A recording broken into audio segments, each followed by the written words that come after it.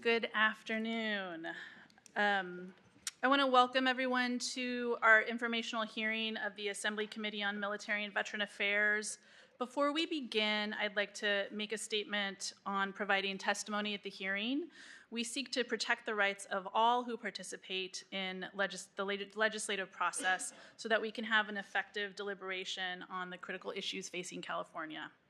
All witnesses will be testifying in person, and all testimony comments are limited to the topic at hand. Today, we have a hearing that focuses on the benefits of military veterans that they have earned through their service to our country.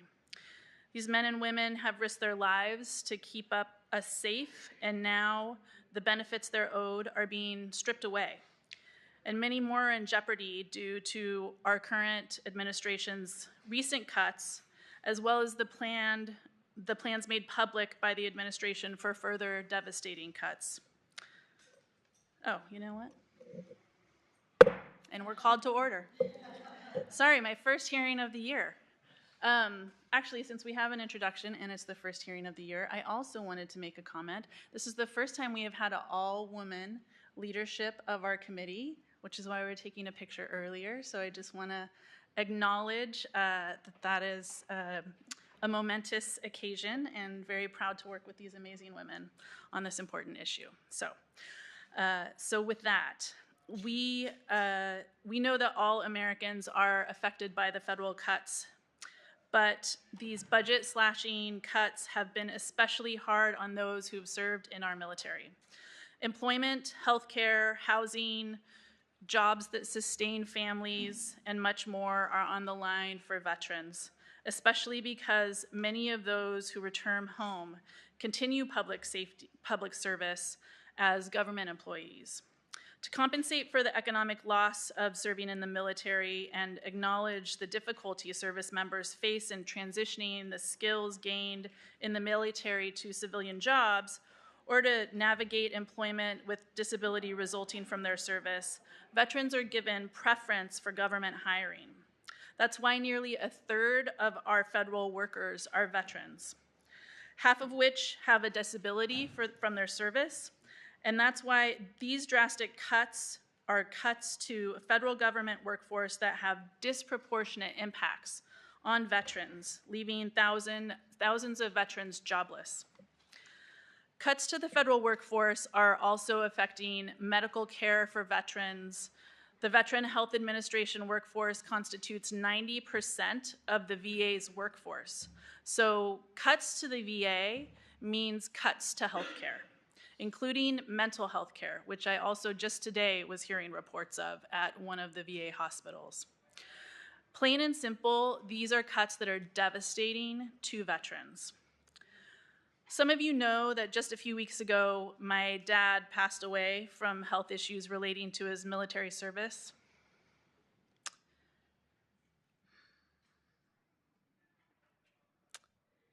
He battled cancer 3 times. Cancer that he got from exposure to Agent Orange when he was in Vietnam. It was the healthcare of the VA that saved his life. More times than I can count at this point, and it kept us from becoming homeless, because if we had had to choose between his care when he first got cancer and paying the mortgage, we would not have been able to do both. The VA gave my dad 40 more years of birthdays and anniversaries in our family.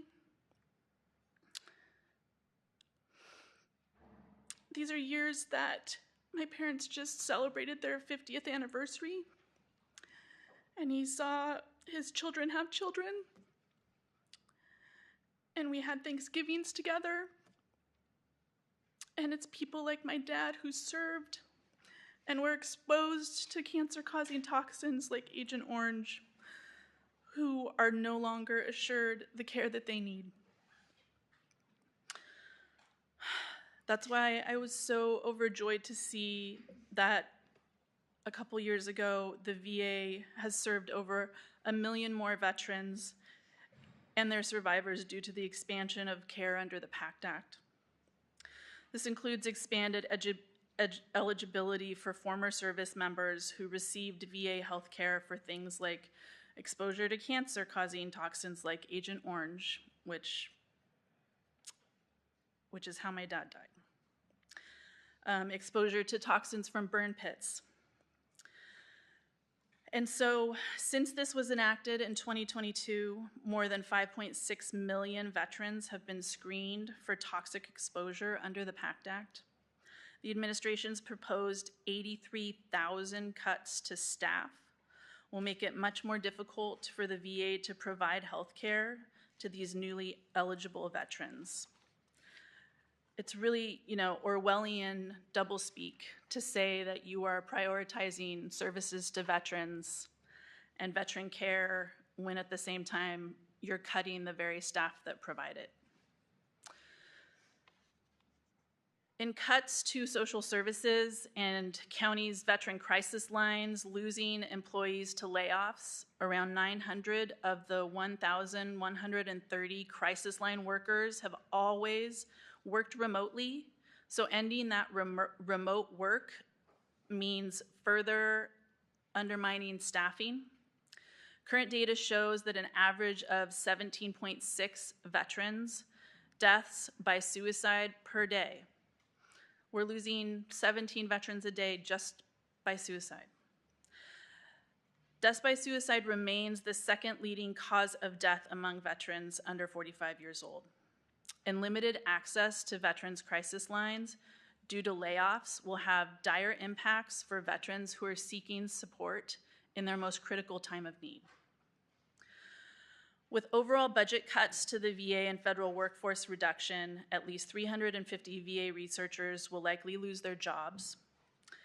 Stopping their life-saving research will harm veterans' well-being and compromise the medical community's understanding of substance use, mental health, veteran populations, and critical insights from VA research on cancer prevention and treatment.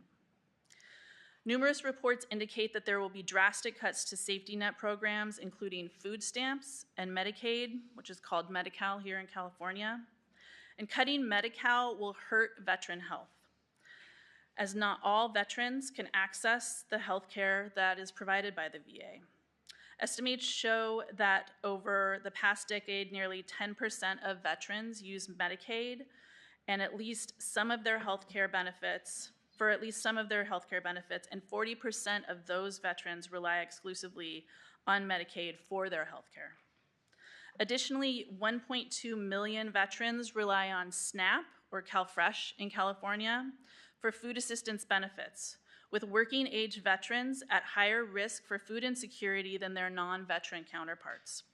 Many veterans did not have the money to make up for these cuts, and so these cuts literally mean cutting veterans' ability to put food on the table. California has made significant strides in supporting veterans. In the last few years, we've had the largest decrease in veteran homelessness, outperforming the national average by double digits. California is working smarter by combining permanent housing with supportive services, including mental health care and substance abuse treatment for veterans experiencing or at risk of homelessness. The Veterans Housing and Homelessness Prevention Program has helped create nearly 7,000 units of affordable veteran housing. Now is when the time we need to expand on the progress that we have made, not let the careless decisions made by the federal administration erase our progress and send us backwards. I'm eager to hear from our panelists today so that we can all learn more about the impacts of federal cuts and help focus on the work ahead. Our first panel is the California Military Department. I would like to welcome up the Adjutant General, Major General Matthew Beavers, as our first witness.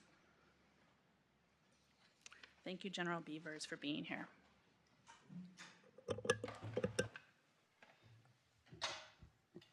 So thanks, Madam Chair and members. First, let me say sorry for your loss, and we thank you for your father's service.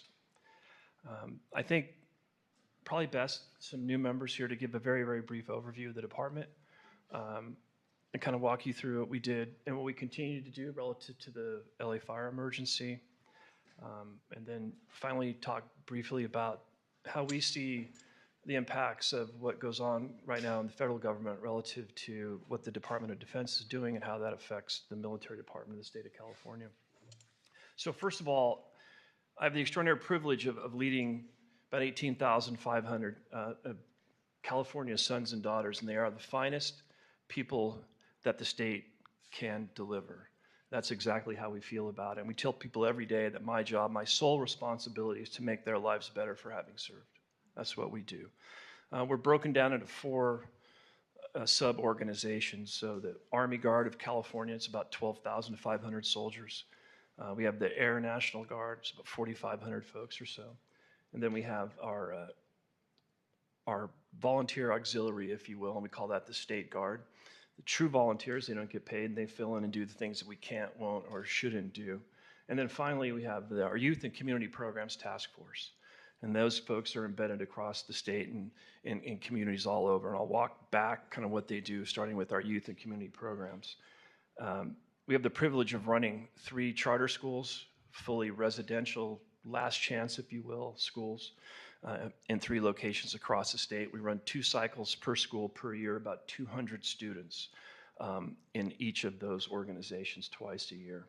We also run what we call Starbase, which is a after-school STEM program, or now STEAM. They added an A. I didn't know that. A is for architecture now, I guess. So, and that's primarily targeting low SE Title I schools, and we run about 3,600 students through that a year. Our State Guard, which is our volunteer organization, again, extraordinary volunteers. They do great work.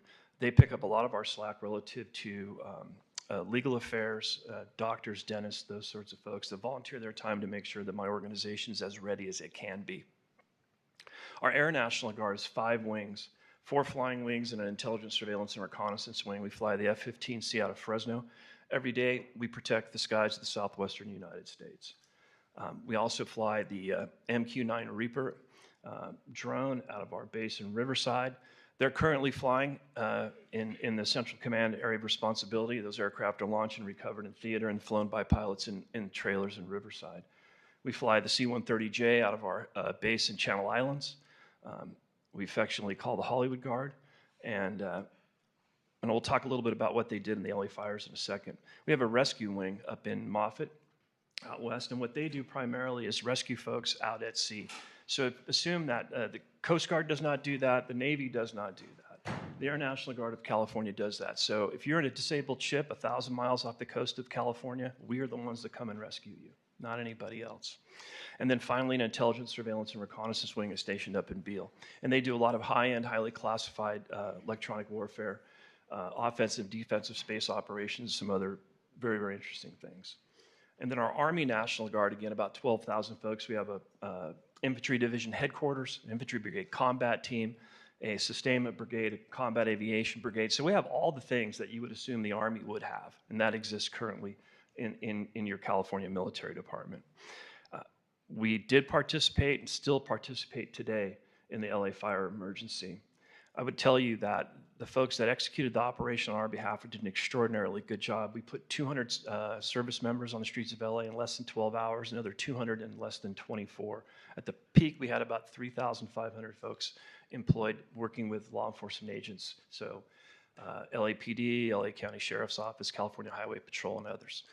We still have about 432 soldiers and airmen currently deployed across the fire-affected areas, both in Palisades and Altadena. And we're slowly coming off that mission as conditions on the ground improve, and we're able to move off that. So we continue that very well. Extraordinarily elegant, I would characterize our deployment there.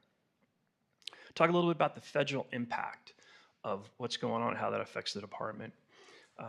A month ago, I would have told you that the reserve components of our armed forces would have taken the lion's share of the beating as they look to dramatically reduce the Department of Defense's budget. Today, I will tell you that's likely not the case.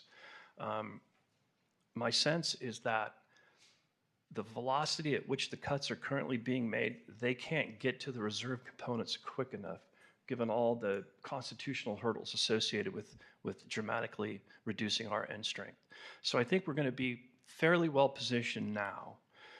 And I think also the fact that we're 5 to 8 times cheaper than our active component counterparts, which you call Compo 1, and we're 2 to 3 times more ready per dollar than folks in the active component. So, and I think the Department of Defense is fairly bloated, has too many generals, too many headquarters. I think that it's ripe for getting reduced, but there's a way to do that. And, looking forward to seeing that come to fruition. Relative to DOGE and other things that go on, I'm the first person to say that we have to look for efficiencies in our organization. I have a line of effort in the military department that talks about organizational discipline and accountability. And we look to reduce and improve our efficiency and reduce headcount where we can, where it makes sense. Some of the DOGE stuff is appropriate, and some of it's extraordinarily silly. And I'll leave you to ask me a question on that if you'd like. Here's what I worry about. And I think rightly so to a certain extent. I'm concerned that we will lose programs that do not directly impact the readiness to fight and win. And that's fair to a certain extent. But those programs that I talked about, our youth and community programs, are wildly popular. They're oversubscribed. The communities in which these things exist, they need them. I mean, these are last chance things for a reason. Starbase, like I talked about before, it's targeted at low SE Title I schools, places where we need to employ STEM, places where we need to show folks that opportunity that a career in science, technology, engineering, architecture, math can deliver. So I worry about that. We're talking about veterans today, our Work for Warriors program. It's a boutique headhunter firm, if you will. It's inside my organization. It started here probably 2012. It's now in 17 states across the country. We believe that if you come to work in the military department and you're willing to serve in a part-time capacity, that we owe you. We owe you a full-time job if you're unemployed, or a better job if you're underemployed. And that's the reason behind Work for Warriors, and it's extraordinarily successful. And then finally, and probably lastly, would be our counter-drug task force. The work that we do in counter-narcotics across the state is extraordinary. It's a $50 million, 100% federally funded program with an additional $15 million supplemental in the governor's budget. And the return on investment in that program alone is excess of 6,000%. And I have a hard time telling people that because they're like, you got to prove it. So I always wind up having to show the homework because the number's so, I just wish it would be about 300% and everybody would just trust me outright. But that program's taken 2 billion lethal doses of fentanyl off the streets. We've supported the seizures of 2 billion lethal fentanyl doses just in the last 12 months. We've taken 2,800, we've helped take 2,800 weapons off the streets. Those are weapons that are going south out of our state into Mexico that are fueling violence in Mexico. And we have, as I said before, a duty and responsibility to interdict the flow of weapons, interdict the flow of money heading south. That's how you win. And we're continuing to do that. But again, that's not directly supporting the readiness to fight and win. I mean, you can make a connection that's a Homeland Security mission, because it is. It's certainly securing the homeland. But I just, those are really the things that I worry about. And I guess finally I would tell you that I do expect that we will deploy to the border sometime soon. Our 40th Infantry Division headquarters is coming off a deployment to Southwest Asia a couple of years ago, and they will be back up and available to deploy. And I think it's just a matter of time. I don't see that happening before late 2026, but if we're there long enough, that we will wind up going. And that's, not a hugely bad thing. It's bad because it impacts California and our ability to do things that we need to do here. However, my General Support Aviation Battalion is currently deployed along the southern border in Texas. They deployed under the Biden administration. So these things continue to go on. And I think it's important for everybody here to understand kind of how we're thinking and how we believe these cuts are coming and what's going to happen to the department going forward. And with that, I'll take your questions. Thank you.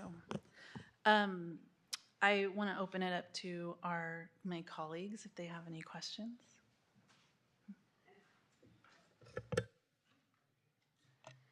I just want to thank you for your service and for the help out with the LA fires. My son's an LA County Sheriff, and I know he did tell me that you guys were boots on the ground, and I appreciate that. Mr. Gonzalez?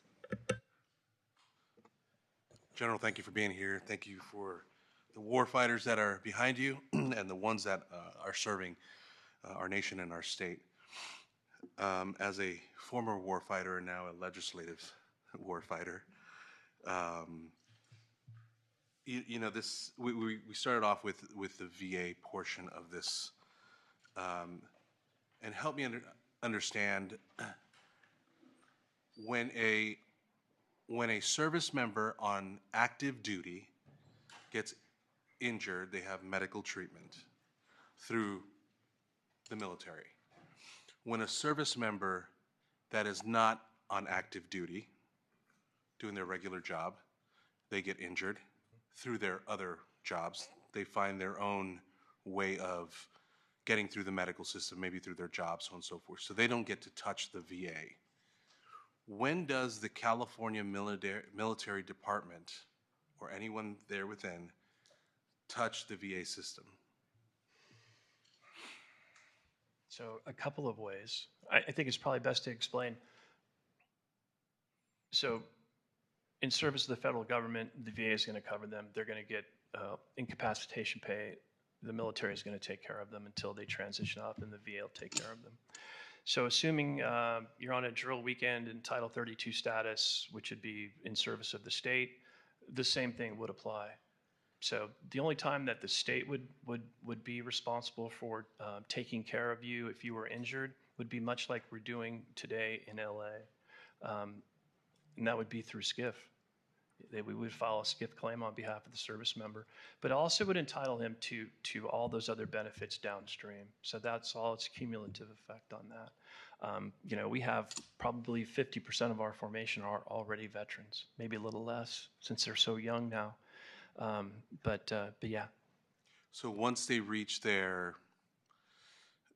retirement, or, and correct me if I'm wrong, at 20 years, an active duty person has Sure. VA privileges, so on and so forth.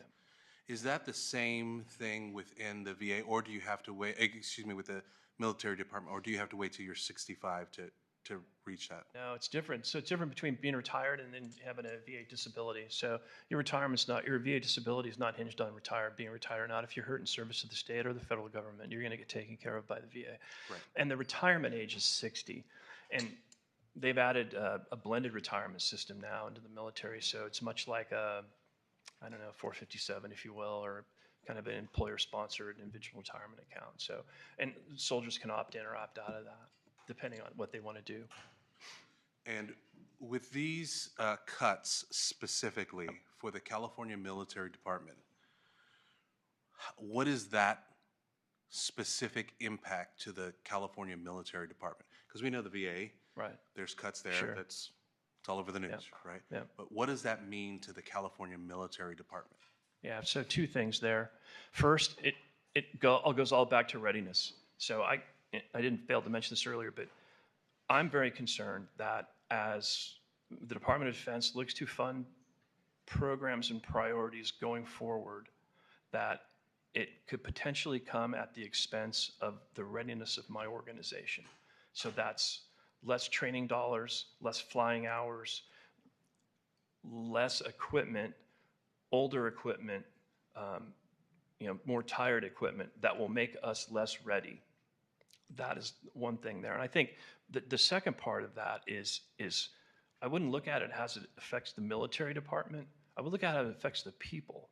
Because if I don't have the right equipment and I don't have the right training, then I can't deploy with the velocity that we deployed in LA. It just can't. And today we are funded at a level where we can execute these operations at great velocity with extraordinary amounts of elegance. You reduce our readiness, you reduce our funding, you reduce the types of equipment we have, we are less ready and we're less well prepared, and the people will pay the price. Because my soldiers and my airmen, they'll do whatever it takes to get the job done, right? But that might be a day slower. and then lives are impacted. So I worry more about the people of the state than I would about the organization of the department. So, completely agree with you. As a knuckle dragon Marine, give me the best equipment, Right. help me do my job, help my Marines, take care of my Marines. Completely agree with you on that perspective. I'm trying to look like future forward. Sure. Right? Yeah. And I get the words that you're using. You're concerned with the potential Yeah. of. And I agree with you. Yeah. I would also be concerned, right? In any administration, doesn't matter red, white, or blue. My concern is for my warfighters and their lethality, equaling readiness, so on and so forth. And of course, the families that have to serve alongside them. How do we mitigate that from a state perspective? Right? What are the things that we can do to make sure? Because we have some say in the California Military Department. That's kind of where we can play, right? And we can write letters and we can hoot and holler. But I'm looking for what are some active steps that we can take to help you and to do your mission, which is to make sure that they're lethal and they're taken care of. So what are some things that we can do to help in that respect? I think it's the same thing that I do. Next Monday, I'll be in D.C., walking the halls of Capitol Hill, seeing our congressional delegation, and then telling them what our legislative priorities are, what we need, and that those are easy. I need new jets at Fresno. Every time a jet at Fresno gets depot level maintenance, it just goes to the boneyard. There's no more depot to be fixed, and until or unless I get I could translate what that means for civilians. It's like go ahead. The junkyard, the boneyard. Yeah, the boneyard. Yeah. I speak military. Yeah, so you know the drill. So yeah, I mean, I need recapitalized jets, F-15EX. Boeing makes 2 a month, and I'm behind the jets that are going to Kadena, which is fair. They're going to Kadena. I get that. Again, what comes after MQ-9 at Riverside, and I don't want to be left behind on that. But that platform is obsolete. What kind of vehicles is the infantry brigade combat team going to have? Because God forbid, if we have to deploy and fight in the Pacific, those kids are going. They're going just by virtue of their geography and their levels of readiness, because they're so close to the Western Pacific. So I need the new equipment. So when I go to Capitol Hill next week, that's what I'll be talking about. And I'll see, Chairman Calvert, and I'll see members of the California congressional delegation that sit on HASC. So I would encourage, if you have the opportunity, to reach out. And I'll give you the list. We'll be talking in sync, I promise you. But I think that's what we do. Yeah. Well, I appreciate your comments and your perspective. And I think it's incumbent upon us in this committee to make sure that we support our warfighters, make sure that they get the right equipment, because I've been there with the wrong equipment, and it's never fun. No, make sure that our families are taken care of back home, because my family had to do that as well. So I can guarantee you that you have a fighter on this dais, as well as our chair, that we will be. I'll make sure that we're looking out for our warriors. Thank you, sir. It means the Thank you, world. Madam Chair. Thank you, Assemblymember Gonzalez. I appreciate the conversation that you were having, and I think, it is forward thinking, and it's a lot of guesswork in a way, right? And that's part of the challenge I think that people are experiencing on the wide array of things that are coming down from the federal government, right? I've talked with nonprofits that are having to come up with 2 or 3 different budgets depending on what kind of funding they're going to get, right? And this chaos and uncertainty is really a theme that is disrupting the work that we should all be doing day to day. And so I don't know, I know you mentioned something about something being silly coming down from DOJ. I don't know if you could expand upon that. Again, I'll preface this by saying I think we all, can be more efficient and more effective. And I'm not saying that DOJ doesn't have a place. But the latest Department of Defense-wide DOJ-mandated review was to take a look at the 520 federal contracts I currently hold in my organization and ensure there was no provision for the no provision for the purchase of paper straws. Yeah, it seems a little silly. Yeah. Yeah, I imagine that's shocking. And I think probably we could all agree Yeah. that there's better use of time. They could have just said, "Don't buy paper straws anymore." I mean, okay. Yeah, right. That'd have been easier. I don't know how I don't know how many man hours we burned on that. Frankly, I probably don't want to know, but it was significant for sure. Right. Absolutely. Yeah, and on top of that, the continuing resolutions that occur every year in the federal government, the National Defense Authorization Act has to be redone every year. So to the point now where continuing resolutions, now this one's going to go on for an entire year. We've started to plan things around an expectation that the government will shut down. We continue now to plan things, assuming there'll be a continuing resolution. So we try to front load as many contracts as we possibly can. And then we try to be very, very proactive at securing federal resources toward the end of the federal fiscal year, because the way it goes now, it's so hard to spend that money. If we can tee things up and be ready to go, we can secure some of that federal funding and then either obligate it or execute it within the year of execution to help our soldiers and airmen. But it's a challenge. These continuing resolutions are insane. And I think that speaks to the readiness, discussion that you're having, is if you're having to now shift your focus to all of, spinning your wheels and trying to hurry up and make sure you have the funding you need and make sure the equipment that you need is there, then just in terms of human capacity, right, you're having to prioritize that over other things that may need to be done. 89, last time I checked, 89 executive orders, about half of those affected the military department. And every one I would characterize it as a significant emotional event for my staff that has to go through it and make sure that we're following the rules to the letter. Right. It's important, I think, for folks to recognize that while the National Guard, the governor is our commander-in-chief, right? The deal is that for all the military equipment and all the training and all the expertise that come with being in the National Guard, the deal is the federal government gets to determine the standards and all of the things that you do. So I want to make sure everybody understands that we're compelled to follow the federal rules in almost every case. So I think that's important for folks. It's more of a civics lesson on how the Constitution and the enabling legislation that created the National Guard as it is today, that's very important to understand. Yeah. And we know a lot of directives are coming around those Yes. operations. You did mention, and kind of pivoting to impacts on veterans and the Work for Warriors program that's partially federally funded, and the impact that that's having.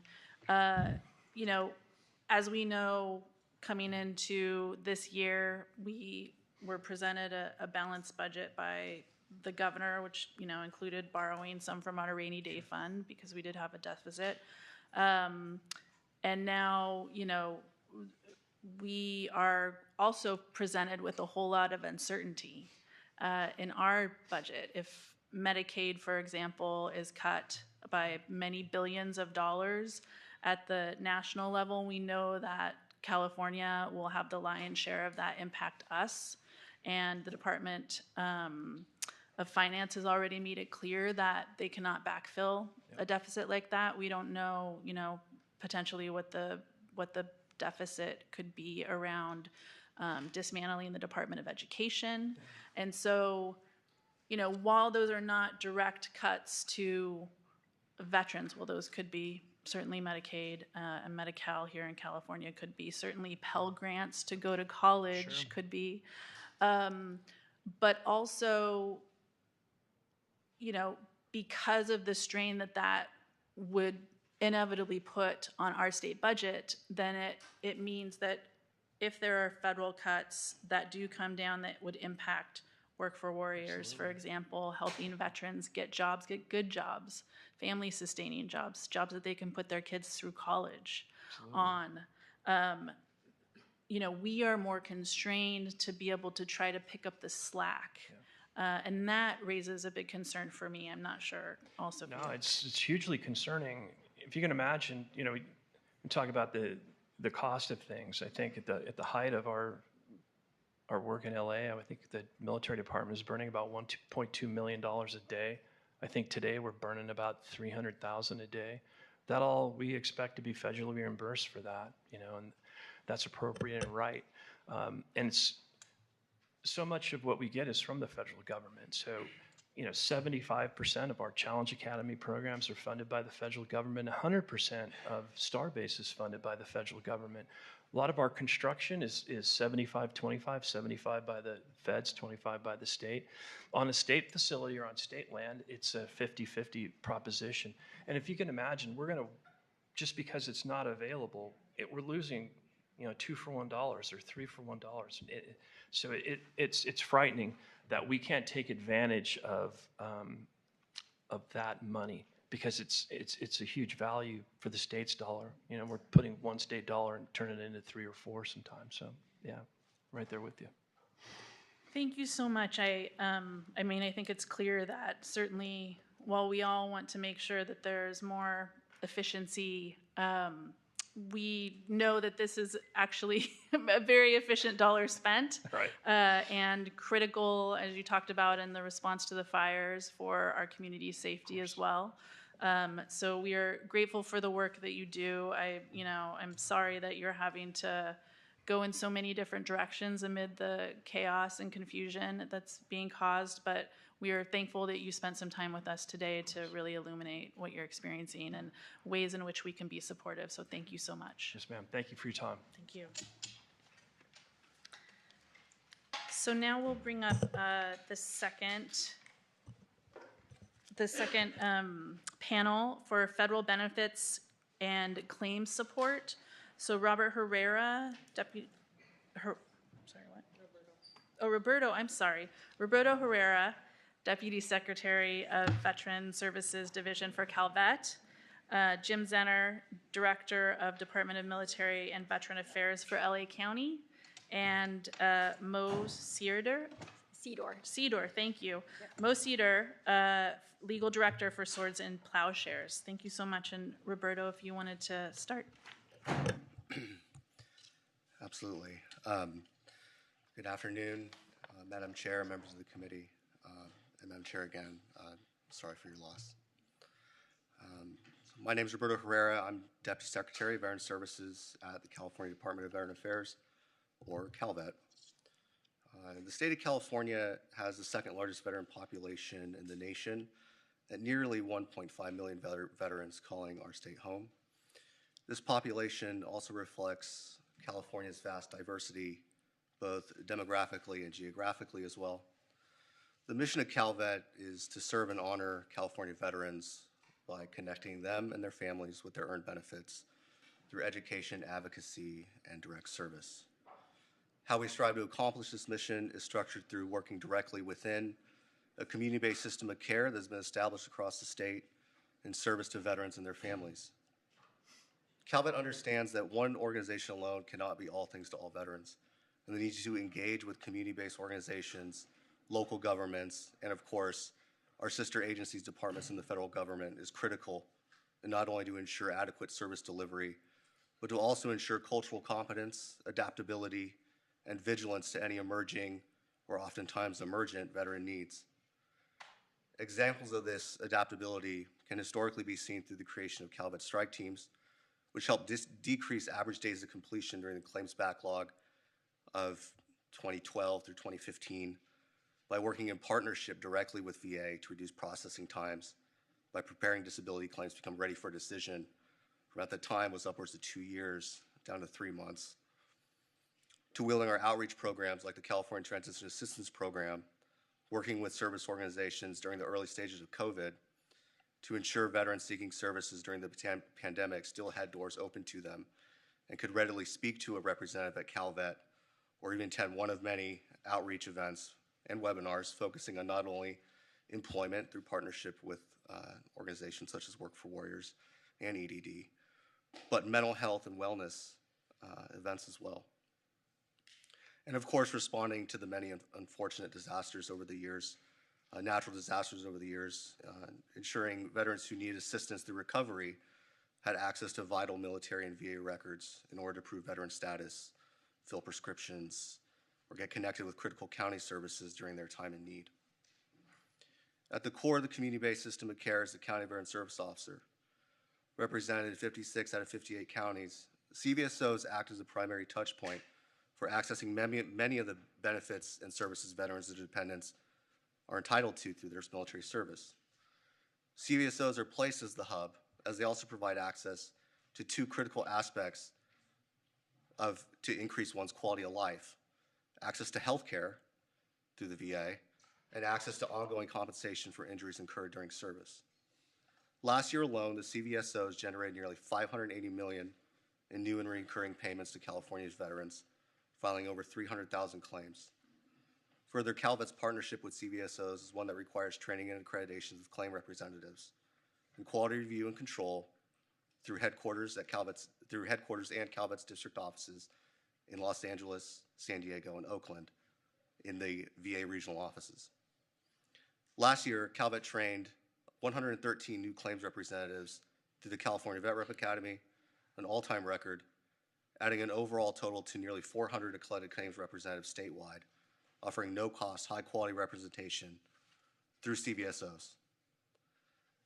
As the crucial relationship CalVet has with our CVSOs, the relationships developed through community-based organizations allows for flexibility and innovation across many service areas and greater ability to effectively respond to changing environments, whether that involves providing greater cultural competency training to non-VA primary care providers on the specialized needs of veterans, to providing greater access to pro bono legal firms specializing in things like discharge upgrades, providing protections against eviction, or serving the most difficult veterans claims cases.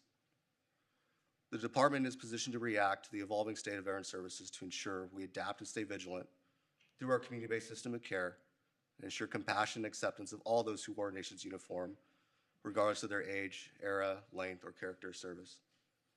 The existence of these partnerships reifies CalVet's commitment to ensuring California veterans and their families remain the most connected, protected, and respected in the nation. Thank you. Thank you so much. And Mr. Zenner. Hi, good afternoon, Chair, members of the committee.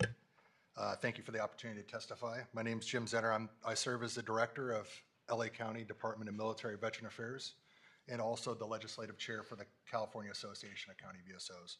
I served in the Army for 7 years and am a social worker by trade. California is home to 8% of the nation's veterans, yet CVSOs account for 12% of all the claims filed nationwide.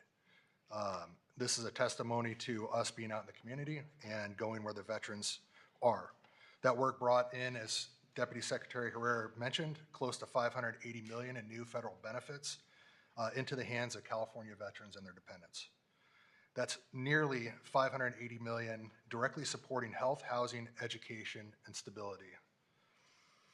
This is real impact, but it's happening on unsustainable foundation. The state currently covers 22% of the total cost to operate CVSOs, leaving counties to carry the rest. One example of our current challenges is that many counties are doing more claims but getting less funding. Meanwhile, the workload is rising. The PACT Act has expanded eligibility to nearly an additional 200,000 veterans in California state alone, and the VA is experiencing record numbers of claims received. One example of doing more and receiving less in funding is San Luis Obispo County. They're doing 30% more claims since the PACT Act, yet receiving 30% less in subvention funding. The VA is already strained. The current federal changes are only going to exacerbate the strain, and veterans are turning to us first, not last, for help. CVSOs are answering the call and will support them however we can. But let's be clear, this isn't just about claims. CVSOs are on the front lines of our state and county veteran safety nets.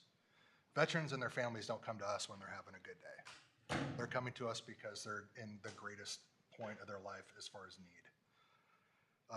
We are not waiting for veterans to find us. We are building pathways through mental health systems, through reentry programs, through housing efforts, you name it.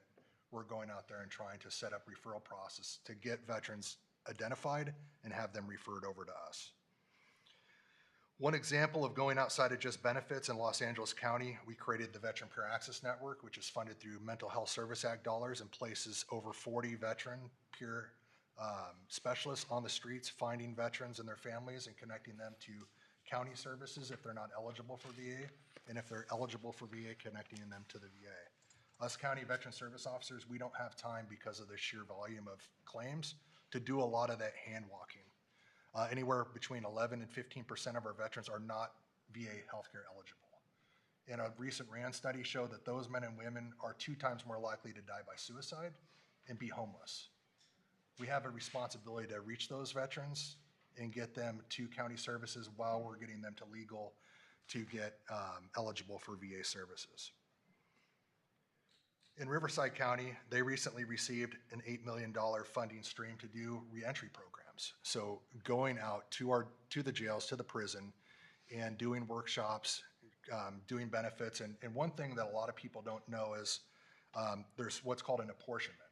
So when veterans are incarcerated for 60 days, that 61st day, if they're at 100% and their family's used to getting close to $4,000 a month, that goes away due to 38 CFR 3.665. We can go in there if we have the capacity and we're going into the prisons and the jails, we can do what's called an apportionment and have that money go to the family members. So those families aren't coming into our county safety nets because they still get the income that they were used to when their veteran was incarcerated.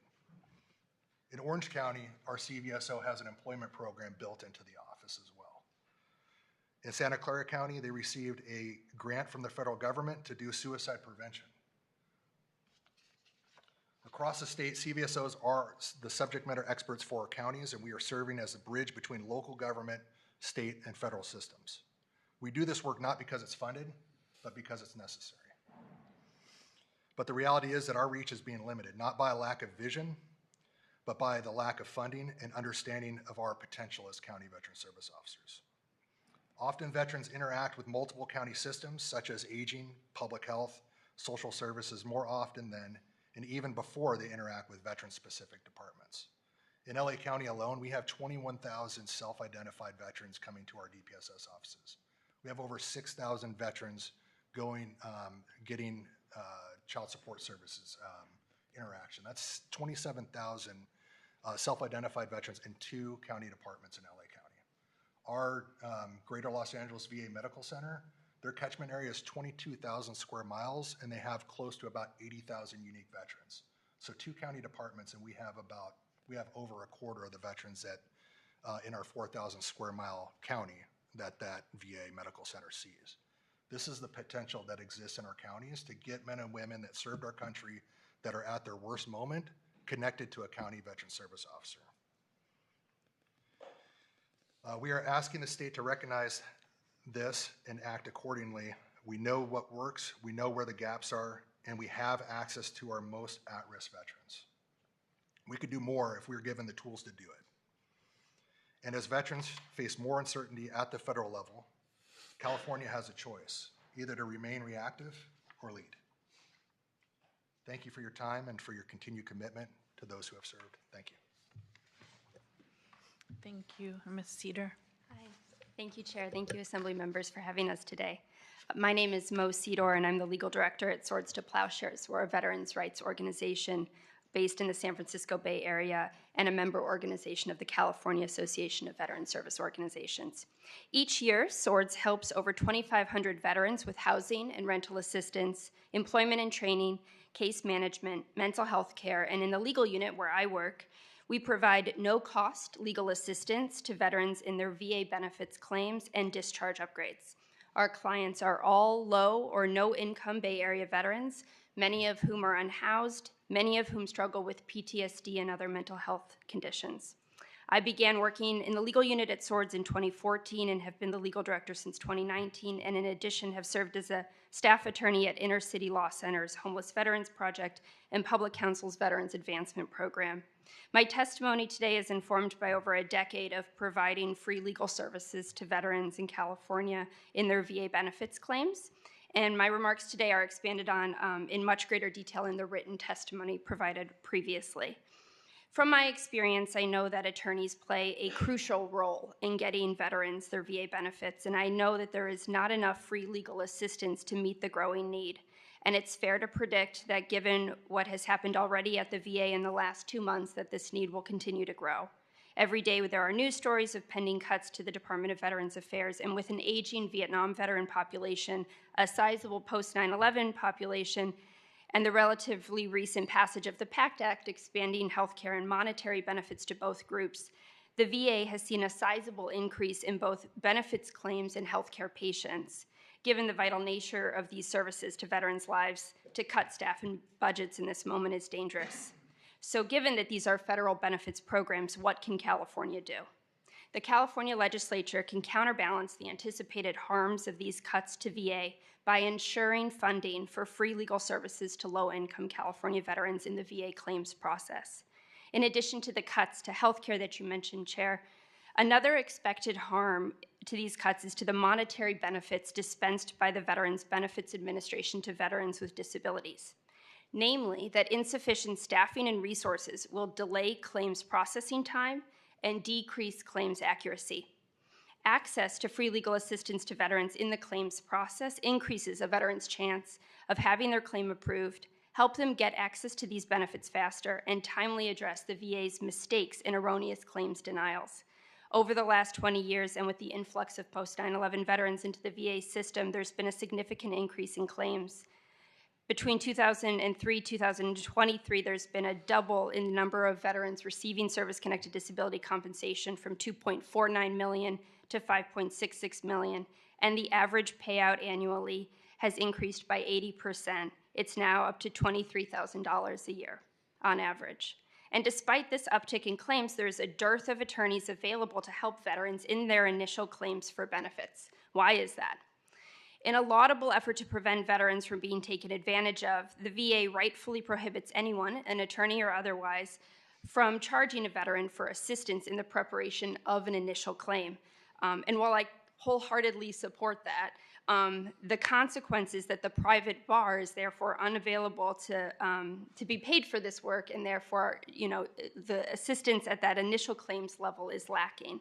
Consequently, many veterans file their initial claims either on their own or with the assistance of a non-veteran advocate. And while many VA benefits claims can prevail at that initial stage level without an attorney's assistance, too many cases result in erroneous denials that an attorney could have prevented or are denied for a lack of evidence that an attorney could have helped develop and present.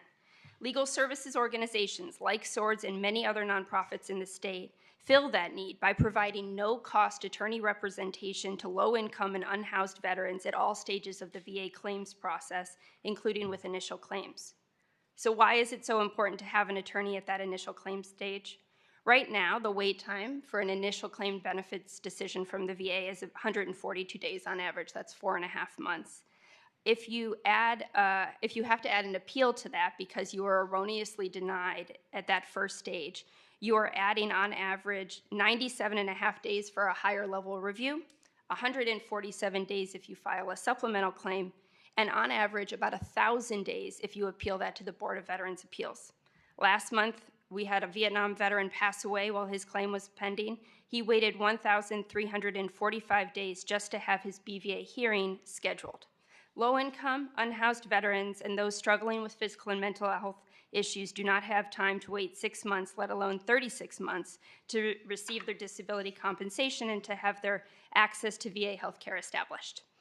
Of course, not all VA claims require an attorney, but we have found that two types of claims in particular benefit the most from having attorney advocacy. One is complex mental health claims, for example, those involving military sexual trauma, psychosis disorders, and those who've experienced racist abuse in the service, as well as VA eligibility determinations for veterans who were unjustly separated with less than honorable discharges. These cases tend to involve significant evidence development, entail the application of complicated regulations, and are ripe with VA errors. And as such, having an attorney advocating for you can mean the difference between stable monthly income and free health care and a denial letter and a years-long appeal. And these are the kinds of claims that are necessarily brought by veterans who are more vulnerable. As Mr. Zinner mentioned, more likely to be unhoused, more likely to have suicidal ideation, have high acuity mental health symptoms, and therefore less able to navigate these complicated claims processes on their own, making attorney representation even more necessary. State funding has proven to work to address this need for legal services. California already has a vehicle to fund this work through the Mental Health Services Act, which is a state where the state provides grants for VA benefits, works through partnerships between legal services organizations like SWORDS and the county veteran service offices. These funds, monitored and distributed by the CVSOs throughout the state, have allowed SWORDS to maintain and hire attorneys who are experts in veterans law.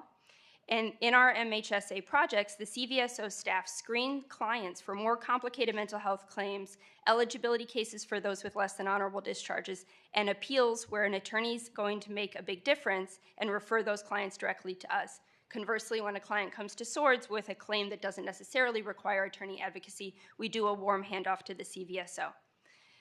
And I'll end with giving you some quick numbers just to give SWORDS as an example of the application of these funds. So we have currently 2 MHSA grants, one with the San Francisco CVSO and the other with Alameda County. And we receive in total, between these two, $165,000 a year for the legal services unit at SWORDS.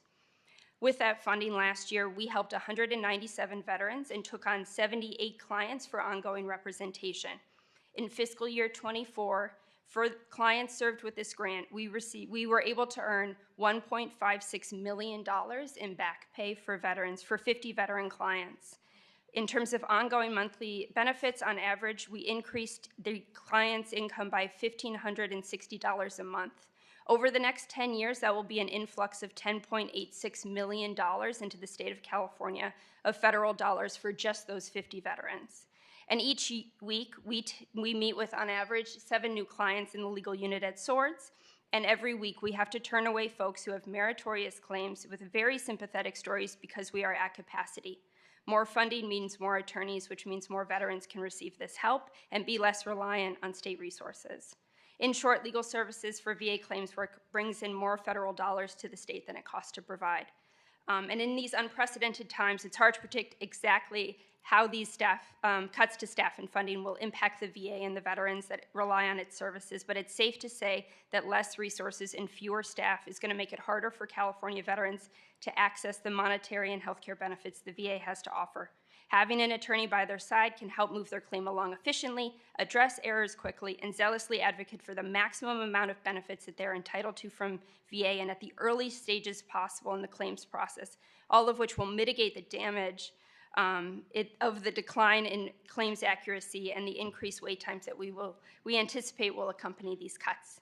The California legislature can act to counteract these expected harms by increasing financial support for legal services and VA claims work through MHSA and other funding sources so that folks have this stable income, housing assistance, mental health care, and all the other life-saving benefits that the VA has to offer. Thank you.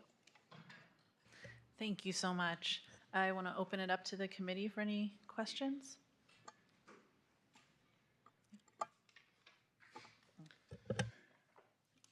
I just want to give a little perspective on this, what you've talked about. I served 21 years, and one of the challenges that I had was, where do we go for help, right? I'm broken, where do I go for help, right? Luckily, there was someone there to kind of guide me through the process, but I didn't know all the legal language, right? Thankfully, there was an attorney there to kind of help guide me through this process, or else I wouldn't have understood a lot of all the legalese that was going on and what I was entitled to. Because of that, I was able to get my 100% disability eventually, after a year. What that means is I leave the military service. I don't know where I can work because I'm broken and I don't want to mess it up. And I don't have money coming in. So how do I take care of my family of 4 that was living on base that now we're out in the community, and I have a special needs son, and what services do they get? So you look at that for a year, right? 6 months, 3 weeks, whatever that number is, it is, you feel helpless. Helpless. I felt helpless. Someone who was very independent felt very helpless because I didn't know where to go, what to do. Luckily, I had a few people that I can go to.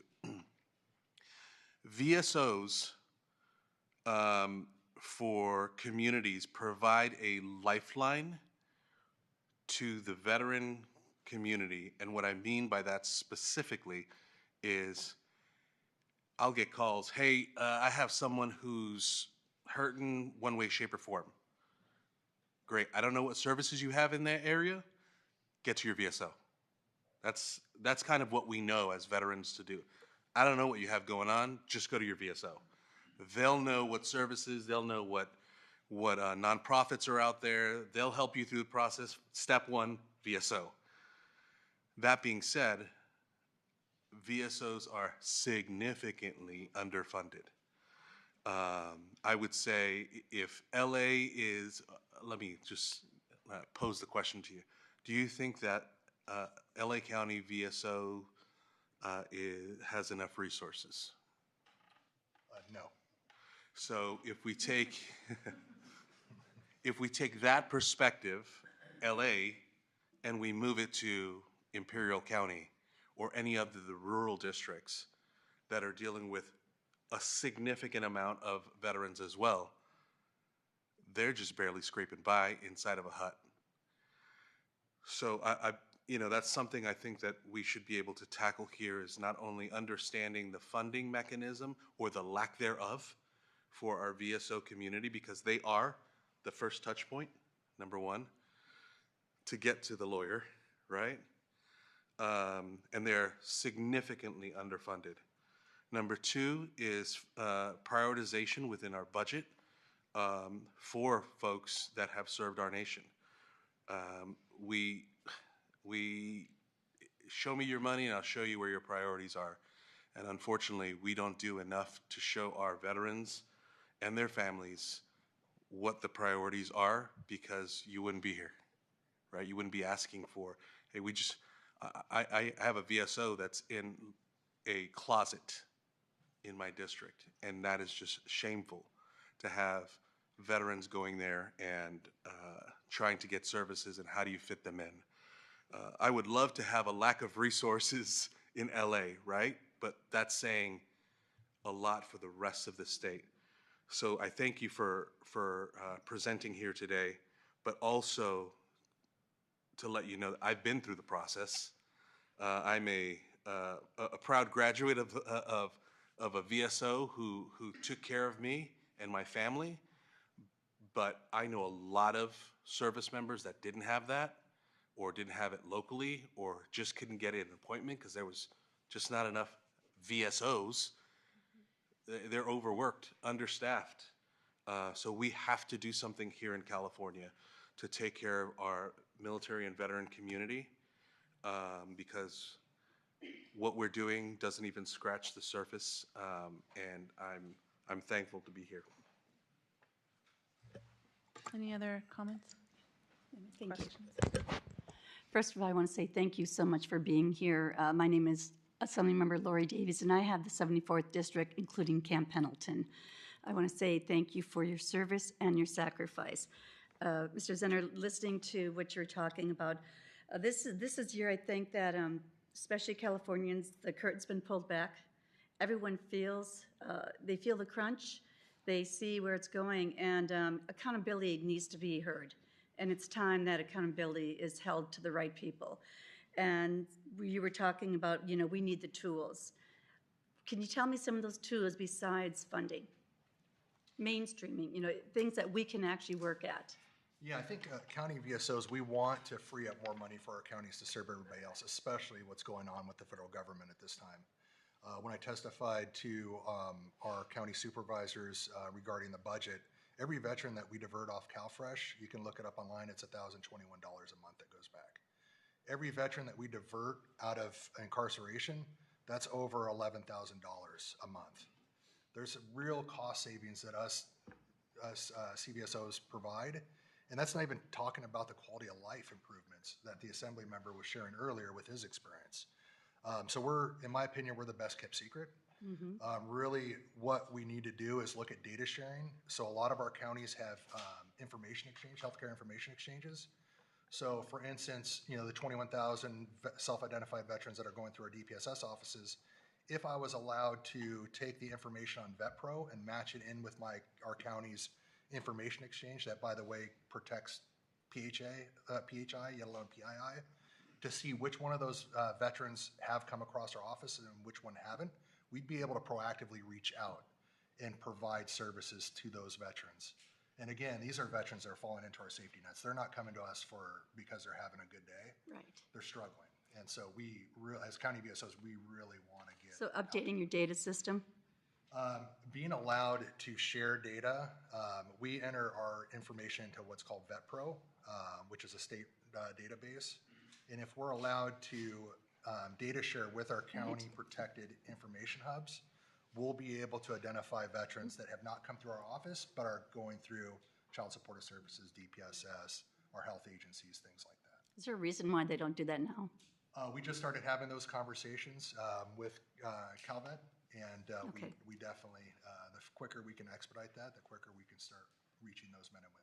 Thank you. And any other tools that would be helpful? Because you're the experts. You know what you're not getting. You know what you need. Please come to us. Let us know because that's something that we can take action on. Thank you. Mr. Carrillo?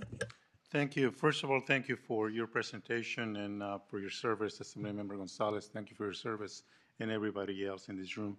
At the beginning of your opening remarks, you mentioned that 8% of veteran population live in the state. Do you have data that shows what are the numbers per county throughout California? Maybe you can share that with us if you have it. And I just want to also mention that the district that I represent, the 39th Assembly District, North LA County, there is a very active veteran population there, and the way that they provide resources among themselves is impressive. The chair has been to our district; she's been there a couple of times, and the way that the cohesiveness of them working together to support each other, putting aside a lack of services and finding all of those challenges that we have, I think that it's impressive to see the veteran community working together, trying to get the assistance for those that need help.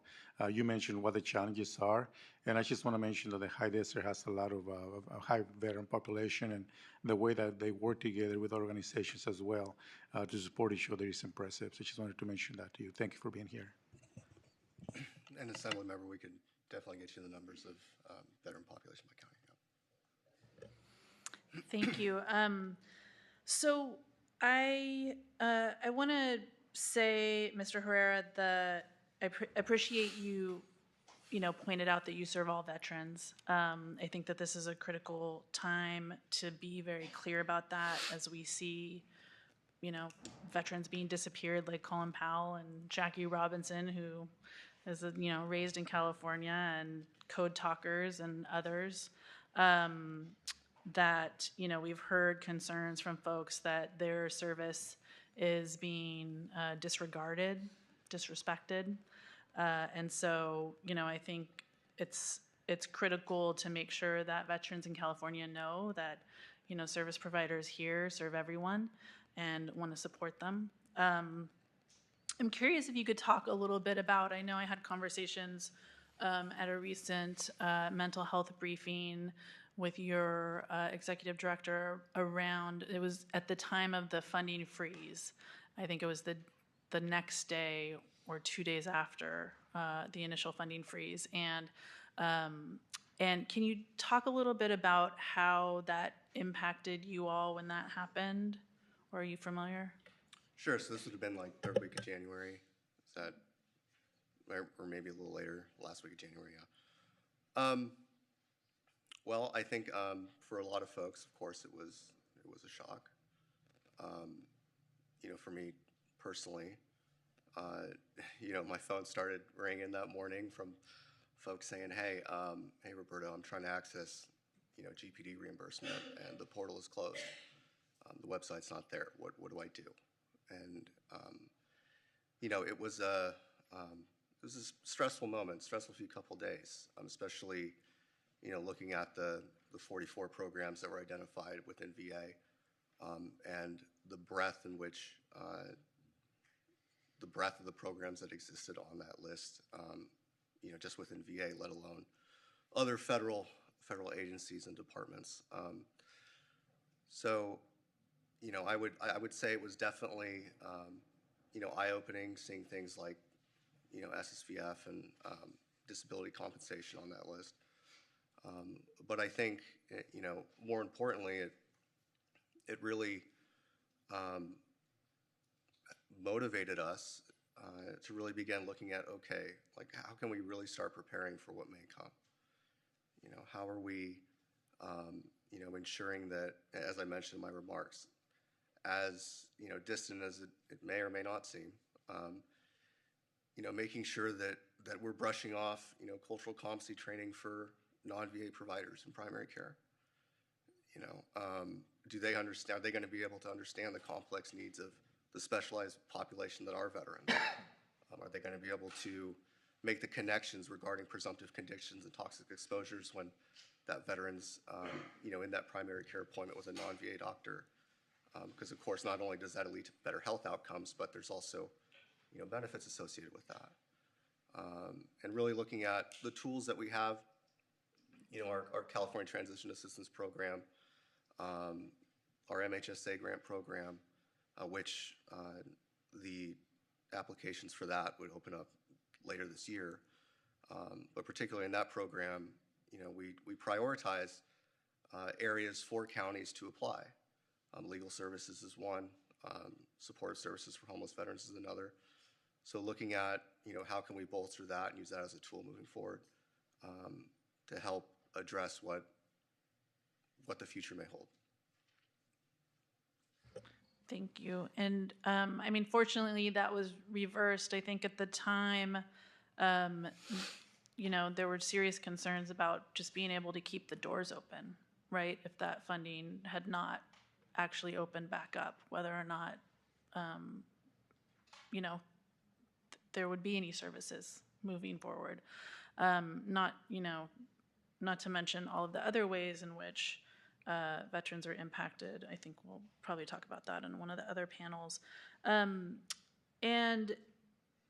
think the points that you've been making, Mr. Zenner, around the cost savings, there's a lot of frustration from myself and I think a lot of my colleagues when we're moving bills forward or budget requests forward, because so many times, a small investment yields large returns, whether it's federal dollars that you can draw down or, income that comes into the state, people being kept off of public assistance because they're able to support themselves, all of those kinds of things is, I think what you're highlighting here today and how important that is.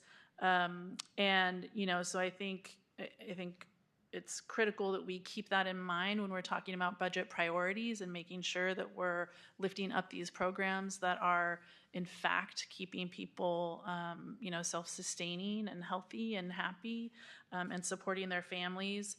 And at the same time, California is not cutting these programs. The federal government is cutting these programs. California is continuing to invest in our veteran services and in the programs that we're doing. We're seeing, slash and burn happen at the federal level. And so, while we can, and I hope, money is just materializing in the air for us to just fund everything that we want to, because there's so much important work, especially to be done here, it's critical that we have to fight against cuts that are happening at the federal level to preserve what we're able to do here as well.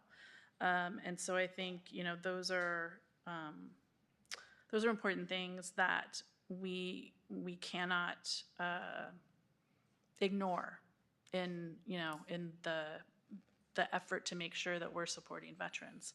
I want to thank you personally too, because I know you've worked with me to make sure that CVSOs are, able to serve a large veteran community that I represent in Santa Clarita Valley. And we've seen what a difference that makes when we have a CVSO for our community, and we know how hard it is because of the limited resources to be able to dedicate them in each of the areas that were needed. So, this is an area I think where investment can really make a difference.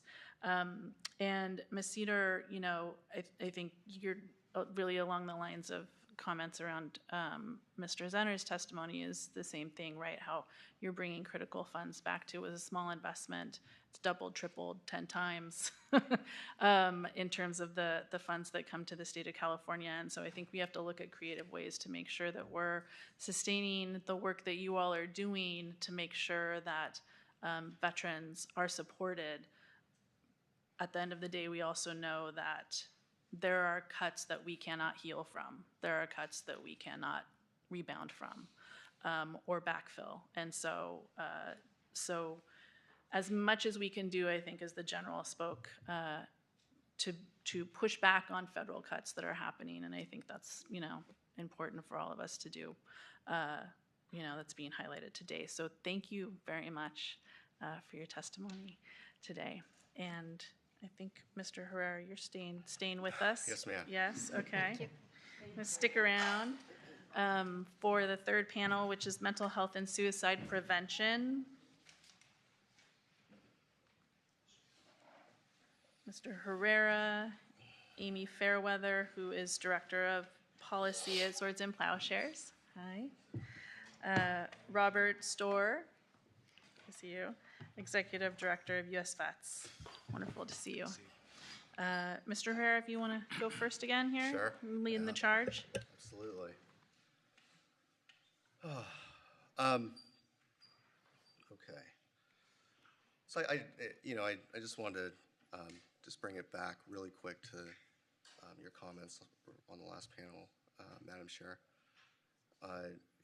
Two programs that I'm going to talk about here. I mean, really, I feel show resilience in the way investments in the state of California have provided resilience against changing times. And I think there are two programs that we're both that I'm very proud of both of them. Those are VSSR and CVHI, so Veteran Support Self-Reliance Program and the California Veteran Health Initiative, which were funded through investments in 21, 22, and 22, 23.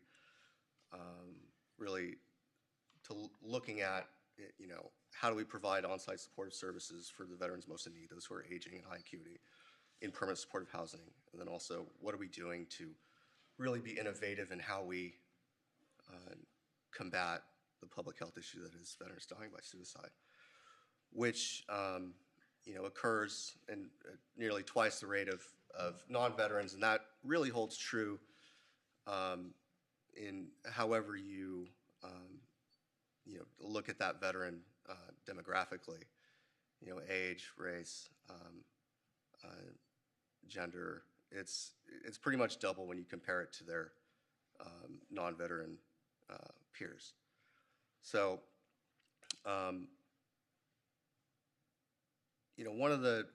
historically, one of the things that CalVet has done through, as I mentioned before, through our MHSA program, was in an effort to increase the amount of mental health services available to veterans in the community, was using this pot of money that we had. It was MHSA. This comes out of at the time it was 5% state administrative money out of MHSA. Direct to the department, it used to be $270,000.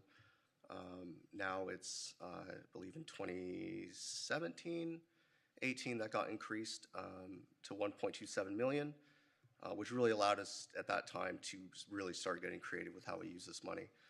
And of course, the topics of veteran suicide and serving those who are homeless or in need of legal services was at the top of the list. And then also in 2017, the passage of AB 1618 created the Certified Veteran Service Provider Fund. And what this fund allowed the department to do is to actually do formal granting. The MHSA program, it's not a bona fide grant program. It's interagency agreements that the department makes with counties, who then make an agreement with nonprofit organizations to do that work. AB 1618 allows us to begin granting directly to NGOs.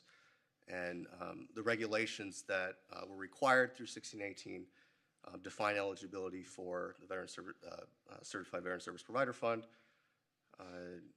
Has to be an NGO, has to demonstrate alignment through the work in their NGO, alignment with this Calvet strategic plan, through the federal VA strategic plan, among other things, with being in good graces with the state and whatnot.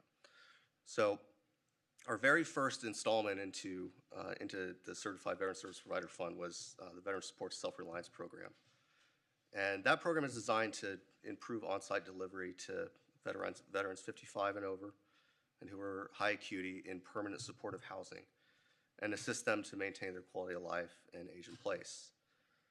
Critically, research has demonstrated that experiencing homelessness contributes to accelerated aging and the medical conditions that are related to that. Further, those experiencing homelessness also demonstrate co-occurring mental health conditions that can exacerbate wellness costs. This equates to a greater need to assist those in permanent supportive housing with challenges such as isolation, hoarding, improving activities of daily living, providing occupational therapy, and outpatient psychotherapy. In response, the Veterans Support Self-Reliance, NOFA, we designed it to be flexible enough to meet the unique staffing needs of individual housing sites, but prescriptive enough to allow for a proof of concept over a 3-year observational and reporting period. The VSSR NOFA was released on the California's grant portal in October of 22, and awards announced later in that December. Since award, there are nearly 420 veterans that are actively enrolled in the pilot that receive services through VSSR. And the grant awards were competitively awarded to 6 permanent supportive housing providers, and each grantee during the application process had to select various staffing combinations as prescribed in the NOFA, and staffing models included the inclusion of service assistants, peer support specialists, social workers, mental health clinicians, transportation assistants, occupational therapists, registered nurses. I think I got them all. There might have been 1 or 2 more. So once staffing began on sites, we first wanted to establish a baseline regarding the health quality and quality of life of the residents. 78% reported major impairment on health problems that limit their activities. 49% reported 3 or more major impairments that limit their activities. 35% reported they have walking mobility problems or other ailments, among other things. There was a report submitted to the legislature, I believe a few weeks ago, regarding the first year of VSSR. It is also on our website, but if you need a bump as to where to find it, feel free to reach out to me directly. More than happy to share it. Over the course of the last year, or the first year of the pilot, shows improvements from baseline to the 4th quarter in several key areas. Missed medical appointments are down by 81%. Use of specialty care has increased by nearly 30%. Medication adherence has increased by 17%. Alcohol use has dropped by 65%. Emergency room visits are down by half. Veterans are now socially engaging with others, participation in group activities, etc. RAND Corporation is the impact evaluator for VSSR. And outside of the initial report, there'll be another report to Calvet this July, another report in January of next year, and a final report on August 26th. And again, even though those reports aren't required to the legislature, we're more than happy to share them. We want to keep you in the loop as to the progress this program's making. Particularly, and my apologies if I didn't explain it well in the beginning, but really the idea here is how do we increase the level of service being provided in these settings, particularly in permanent supportive housing that is highly dependent on VASH, to where, the only thing that may be provided on site, nothing against our VA partners, they do amazing work and they're in demand, but would be, intensive case management that's on site, on an interim basis. This actually brings those services, the supportive services, actually in the location to where the veterans are living. So again, as those reports come out, you will be hearing from us, and the communication will be solid regarding this program. The second program that was funded under the Certified California Veteran Service Provider Program in 22-23 was the California Veterans Health Initiative. And really, this program was provided to increase outreach, increase mental health access through grants from the department. This is a mental health focused opportunity that's designed to really address the public health issues that come with veterans dying by suicide. You know, it was mentioned earlier, 17 veterans dying by suicide a day. Tragic. That number fluctuates, you know, every year when the VA puts out their report. I think there has been a small decline from several years ago, but, you know, it's a tragedy nonetheless. And, you know, working in this field for, you know, a little over a decade, you know, when it comes to, you know, what's really pushed the needle regarding prevention and early intervention efforts outside of standard gatekeeper training for a lot of folks, you know, and you know, being comfortable with asking veterans if they're, you know, how are you? You know, there needs to be something more to that. So strategizing for the implementation of CVHI, we wanted to first perform a needs assessment. And the key findings of that needs assessment showed, of course, longer than average wait times for initial appointments, some veterans having wait times upwards to 6 months, and this is just to talk to someone. This is, you know, I feel like I'm at a place to where I need to reach out, and doing that and not being able to get an appointment for quite some time, which of course is a tragedy in itself, and that you finally get to that point where you reach out and then you can't access it. Veterans with OTH discharges or bad paper having rates of mental health disorders at 1.6 times higher than veterans with honorable discharges. And, you know, at this time, VA was also in the process of implementing the Staff Sergeant Fox Suicide Prevention Grant. So we wanted to see how that rolled out. That program was based heavily in suicide prevention screening with referrals back to VA. So obviously, with that, referring veterans back to a system that already has a 6-month wait time, we wanted to be innovative around that fact. So in response, the NOFA that we developed encapsulated statewide access through our outreach regions. We have 8 outreach regions throughout the state. We had an outreach requirement to underserved veteran populations, no discharge error length of service requirements to receive counseling under this program.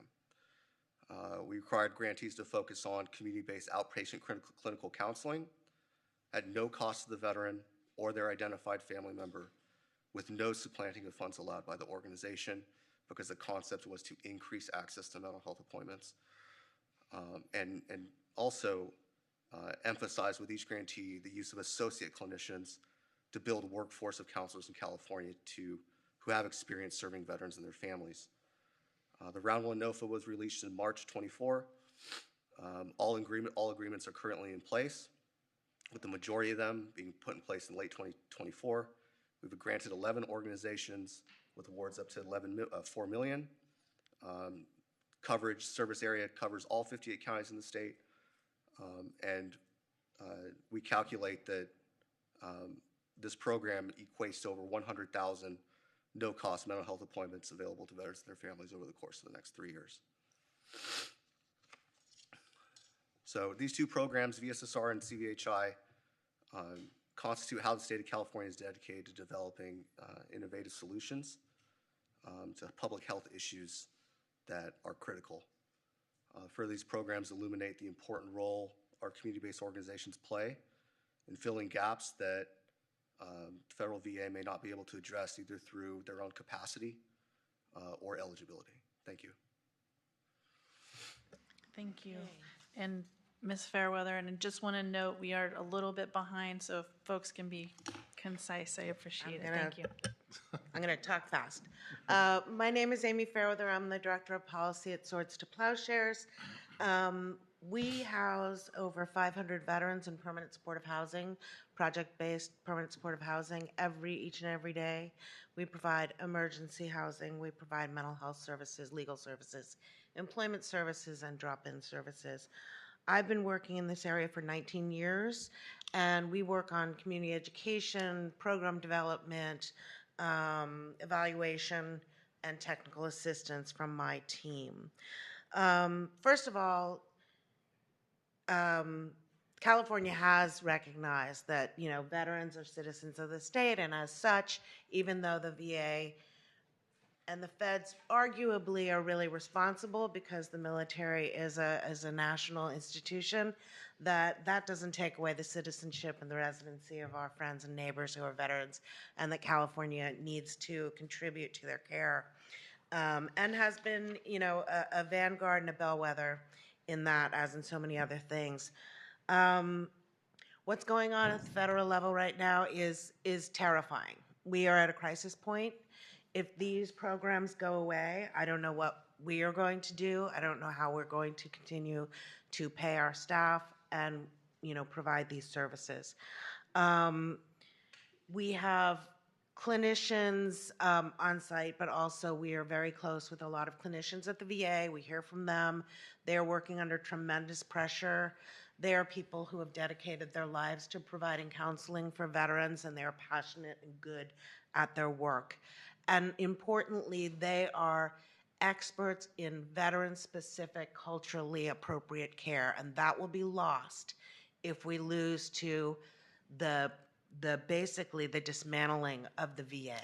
This has been going on for quite a while, where the privatization, the community care, this will make VA not a provider of care, but a payer for care. There'll be nothing more than a HMO or an insurance company, and that would be incredibly tragic given their expertise over so many decades of specifically treating veterans.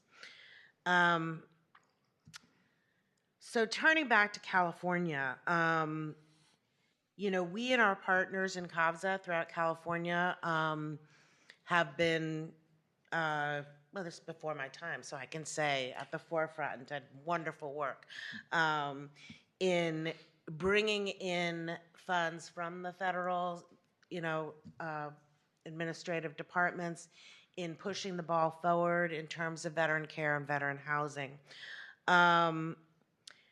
Prop 1 just passed, well, not just, but recently. Of course, we supported it. CAVZA supported it. And it's a mental health initiative, but for the veterans, and I don't want to sound ungrateful for the bond measure that throws down significant money for bricks and mortar, but we could build the most beautiful buildings. We can put veterans in the most fantastic little apartments in the world, but if we put them in there, we shut the door, we're warehousing them.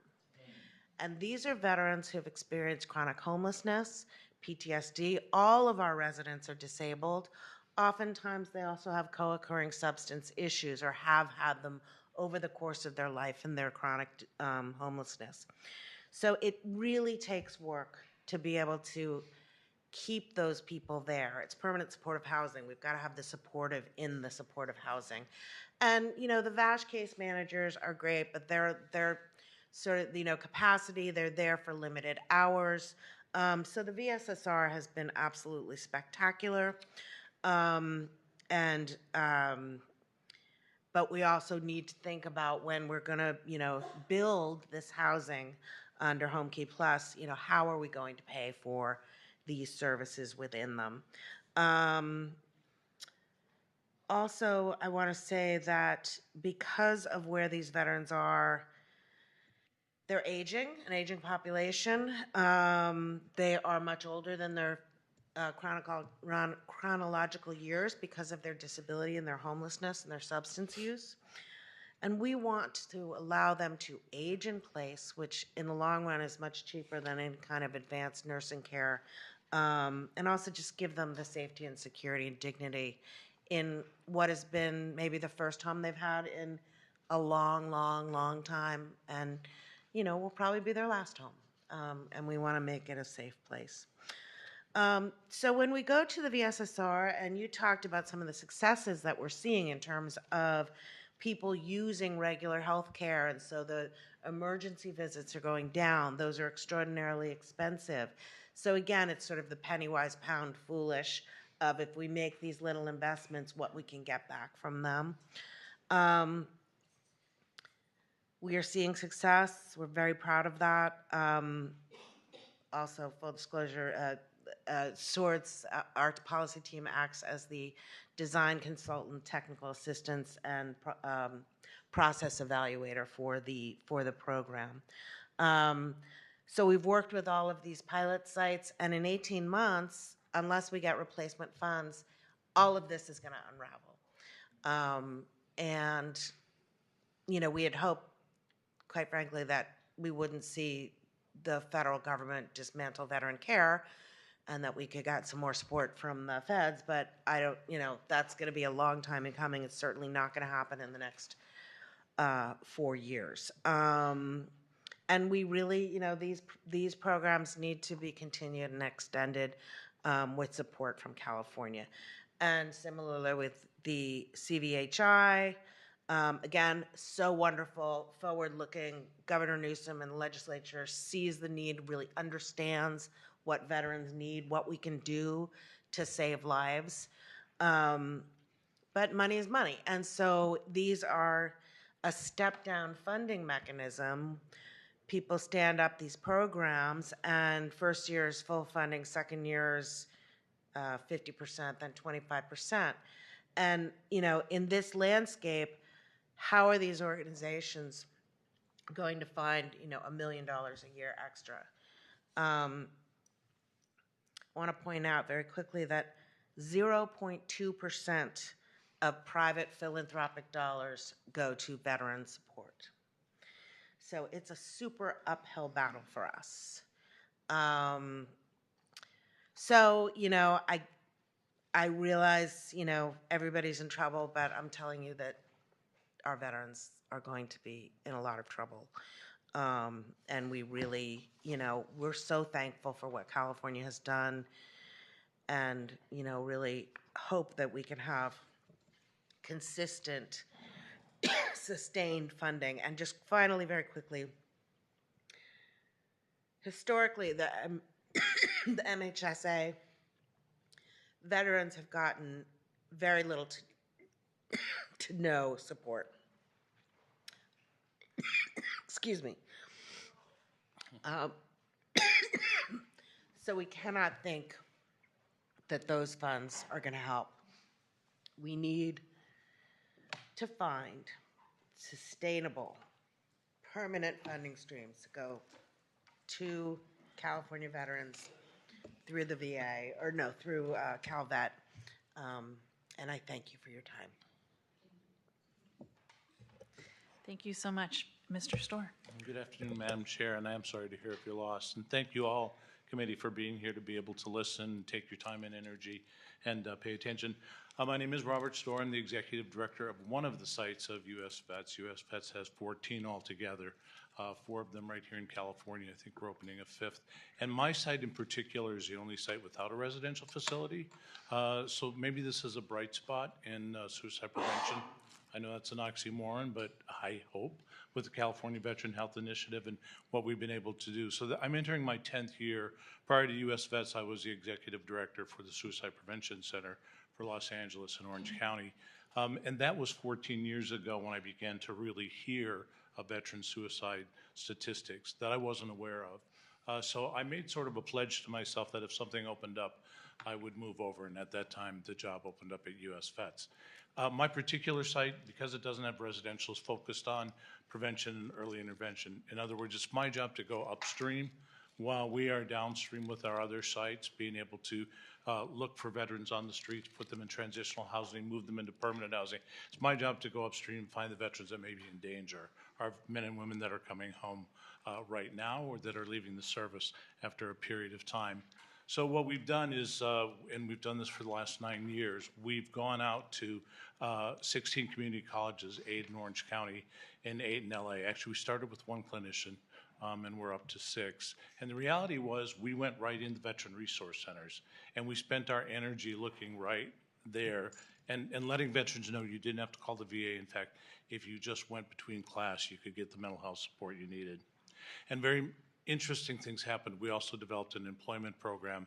We spent $1 million that we raised to develop a women program, a women veterans program, and we developed a peer program. 80% of the funding came from endowments or businesses or corporations. I'm the only site of the 13 other sites that doesn't depend on federal money, but our other sites now impact me and my work because of the fear of losing the money or it being reduced. And we are in a hiring freeze.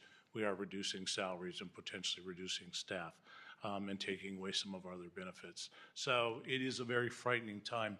Fortunately, with my opportunity to work and now receive some of the money from the Cal Veteran Health Initiative, it is my plan to continue the work. And I know it will make a difference and does make a difference, and I'll be very brief by sharing one final story. What I do know is this is how it happens. A veteran came in to one of our counselors, and one of our counselors shared with that gentleman our employment program. So he came into our office to look for a job. Now, I work in cubicles, and I have the far left cubicle next to one of the employment counselors. It's not that I eavesdrop, but I was hearing the interview going forward, and I was thinking, this man's extraordinary. He was learning Spanish on his second master's because he had Cuban heritage. He also had a master's in business. He had an exemplary service record that I was hearing, leadership skills. And as he went on with the interview with the employment rep, I thought, what is the problem? He could not find a job anywhere. And so I walked around, grabbed the employment. I said, we need to have this guy here. Long story short, I was able to hire him. And of course, he was an exceptional employee. Now, the interesting thing is I work with CalVet every year and the Department of Military and Veterans Affairs to put on the Conference for Suicide Prevention. As long as I've been in suicide prevention, it's been my business to make sure that we get that information out. I train, I work with the American Foundation for Suicide Prevention, and I do everything I can. And so I work with our other organizations in CAFSA, and I train and I talk and I share. At any rate, this veteran that I had hired, I came across, and I'm very comfortable and open about talking about suicide prevention, and I shared you have to come to this conference. I said it'll be really important. You're a new staff member, I want you to attend. So he did. And then later that week he came back and he said to me, it's a good thing I went to the conference, saw the conference virtually at home, because he said, my wife was there, and he said, I sobbed through the entire conference. And I asked him, why would you share some of that? He said, I lost my best friend in the service, and I was suicidal when I was coming into your office and thought I wasn't going to make it. And he was about to have his first child. He had no job. And as a result of being with us just a year, he ended up in a major company making much more than I was able to pay him. So the reality is, what it did for me, and I hope does for you, is, as you know, these people are all around us. He looked perfectly sane, comfortable, problem-free, competent, and he was, with the exception of he had trauma in a military situation, and he was not able to transition back easily. So it's my mission to continue that and let you know there is a bright spot. As mentioned by my colleague here, it will be important as the money steps down. I am familiar with how to go around and make that money every year, so that's fortunate. But I wanted to let you know, to continue to support that if you can, that program. It's extremely successful, the program for women veterans. We had women driving from all over LA, which is virtually impossible, for up to 12 sessions in our offices. And that just surprised me to no end. It took us a while. We had to develop case management along with mental health, because you don't build a program for women veterans without them knowing who you are, because they've been notoriously mistreated and underserved.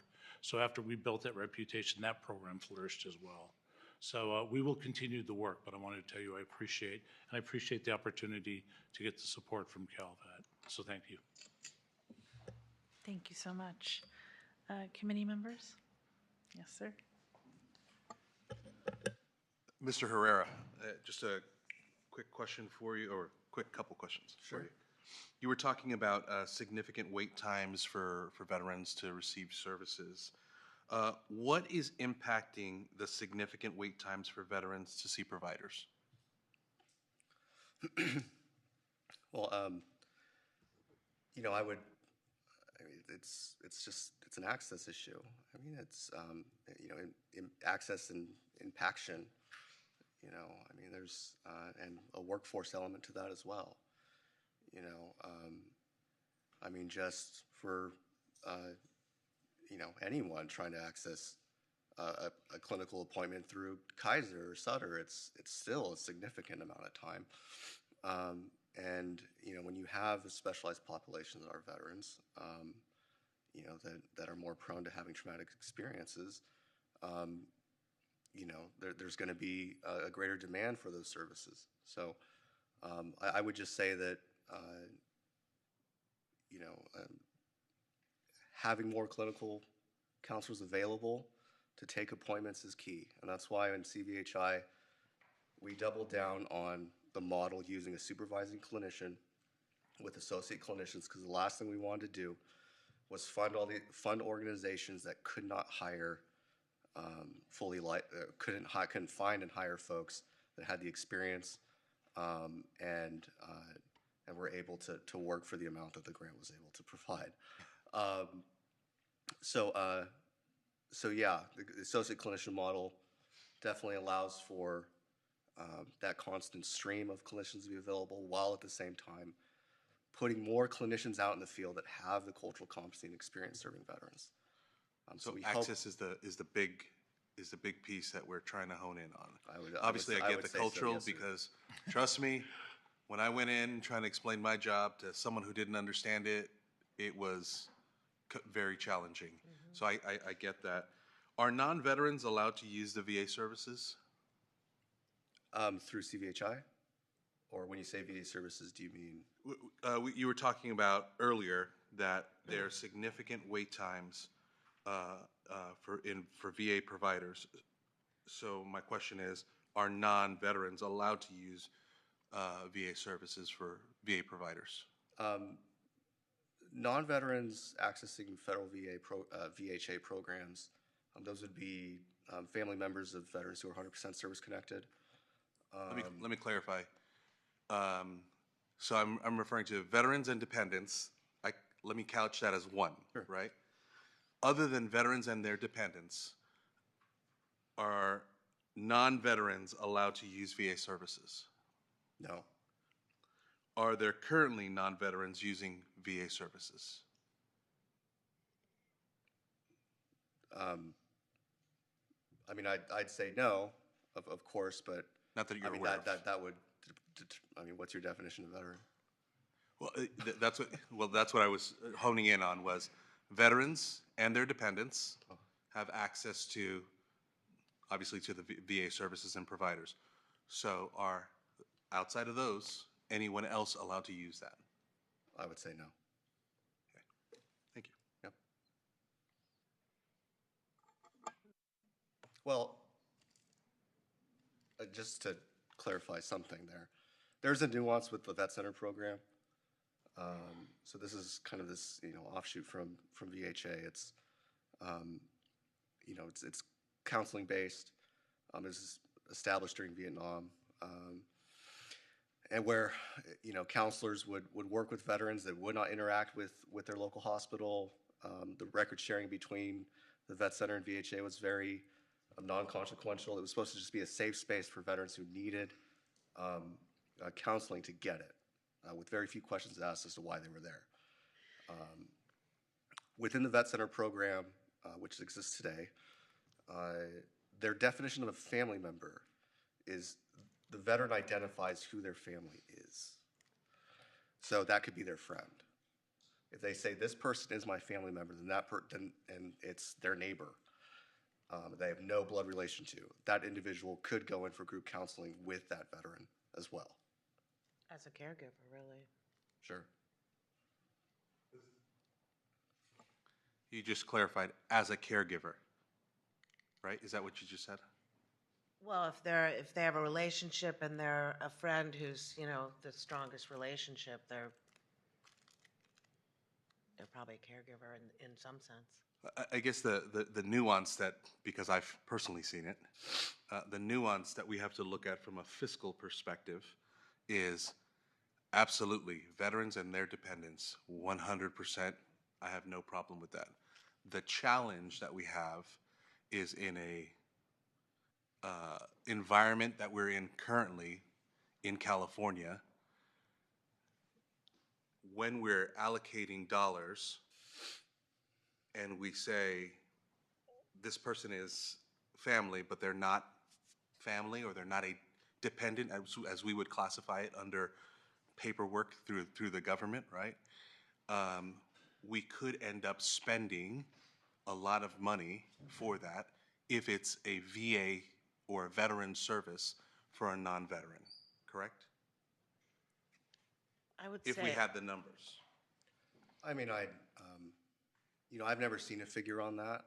I just know that that's the vet center's policy regarding how they identify family members. I would just say I'm not a clinician. My grad degree is in public health. But I would imagine that the clinical outcomes of allowing those individuals who that veteran identifies as family, and in some cases, even if, let's just say, for example, there's a DV element to it, excluding folks that the veteran says this person is not my family member, has benefits as well clinically. Thank you, Madam Chair. Just to follow up on that question, I mean, it doesn't sound like it's a widespread issue that you have heard of at all, that non-veteran, non-family members using. No, ma'am. Is it? Are we hearing about this? No? Okay, just curious. So, I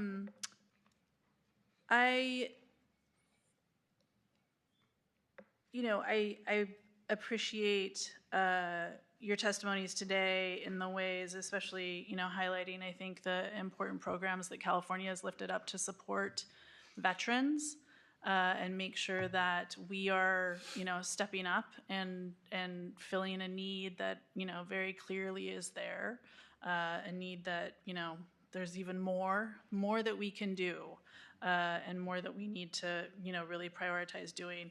I'm very concerned to hear that you have a hiring freeze, that you're, doing salary cuts and possibly staffing cuts. I think, one of the concerns since I got elected, over 2 years ago, one of the concerns that I have heard from nearly everyone who came into my office, especially, public sector, was about the challenges to fill vacant positions and how hard it has been to be able to find staff that will work for what public positions will pay, because it is a labor of love. It's not for the money when you go into public service. And and especially in the mental health realm, it's been so hard to find clinicians, to find mental health workers who have this experience and expertise. And so when I hear about the federal cuts and cuts that are just kind of happening with a sledgehammer instead of a scalpel, when you're just anyone on probation, we're just laying them all off. We're firing them all. And these are people, when I think about people who are on probation, other than people who had just, been promoted and maybe are back on probation, new staff, you had to invest so much money to hire them, to find them, to train them, to get them up and running. Finally they're in place to provide the services that you need them for, and then poof, disappears. It's terrifying. Right, and I don't know if you've seen this or seen the impact of this, or, and you're in the process of doing a hiring freeze yourself, so you're living it. Right. Well, one of the things we're able to do with, Roberto talked about is, because clinicians are very difficult to find, as you've all heard, has developed an internship program, and now we're finding veterans with degrees that want to be therapists. So we're actually kind of economizing by using one therapist with 3 interns, so that we can triple our workforce that way. But yes, the idea, what went through with the recent freeze and the threat of further cuts, we have 14 sites from DC to Hawaii. So all of us are impacted in the sense of what's the future of our jobs, what's the fiscal. As a nonprofit, as you know, we don't generate any revenues. So if revenue is taken away at any point, that's an immediate danger to the health. So thank you for recognizing that. That's true. And you all, I think it, was referencing actually U.S. Vets earlier, the experience that you had with the funding freeze and, concerns about being able to keep doors open. Funding, the challenge, I think, is that it's not just the VA, obviously, that impacts veterans, right? It's could be HUD, to pay rents for veterans. There's a number of different departments and their funding that can impact it. And what was the reality that you were looking at if, these programs, these funds disappeared? Yeah, well, very seriously, we look at what our cash flow is at the time and how long we can sustain operations. Is it 60? Is it 90 days? And what do we do with the 3,500 veterans that are sleeping in beds that we're, facilitating across the country? So it was a very terrifying moment and one that's difficult that we still look at, which is why those immediate measures were taken to keep every penny in place where it is right now in case we do have to do something like that. So yeah, it's very insane, crazy. And it, ripples from us into the veterans we serve and into the employees that are trying to serve the veterans. So. Thank you. And, I think, Ms. Fairweather, you talked about the crisis point that you're, facing in the dismantling of care. I think, especially when you talk about the VA, the criticism and critiques that we've all heard for many, many years, right, is delays, wait times, things like that. We know that the VA is incredibly efficient in providing health care, that they have a 2 to 4% overhead versus insurance companies that are 16% administration, right? And so we know the VA is incredibly efficient in terms of making sure that the dollars that come in go to care, go to supporting veterans. The challenge, I think, has been, back to the staffing issue, right? That there hasn't been enough staff. So finally, there was kind of this glimmer of hope, I think, with the PACT Act going into effect, understanding and recognizing, because a lot of times we just throw a bunch of new people into a program and don't add any funding, which happens all the time. But this time, there was actually investment in additional staff. There was investment in staffing up. And making sure that we addressed those wait times. We were able to serve, for the screenings for exposure, and be able to do those things. So, on the mental health side, how are you seeing this kind of impact the work that you all are doing? Well, for one, all of this stuff going on is exacerbating veterans' anxiety. So it in itself is bad for veterans' mental health. And, we're seeing, our friends and colleagues who, we work very closely with the VA. We are a community-based organization, but we are seeing them working under, pressure, feeling also that they are under constant attack. And that, that filters through to the veterans who come to see them. And prior to this administration and in terms of the waiting, there were hiring freezes. And also the VA could really improve their hiring process. It is ridiculous. That would be a good thing to fix. But, freezing or reducing the number of people who can see veterans is really awful. One other thing is they partner with many of our best schools in California. And so what is going to happen with that, with the interns from UCSF, UCLA, Irvine, Stanford, who are also providing services through their medical training and their mental health training? That's an excellent point. My dad was treated twice at Stanford with the VA for cancer, as a result of his Agent Orange exposure. So,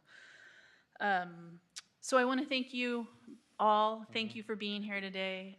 Thank you for your testimony. And we will bring up our final and very important panel on housing and homelessness.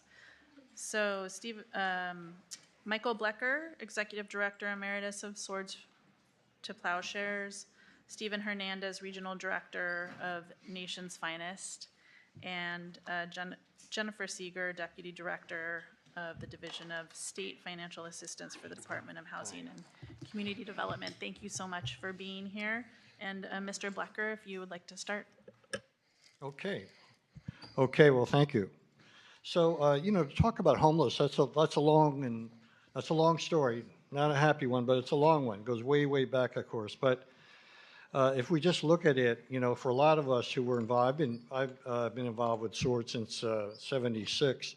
But if you think about it, you know, a lot of it was some of the legacies of the Vietnam War, where a lot of Vietnam veterans left the service and there was very little for them. There were no programs at all.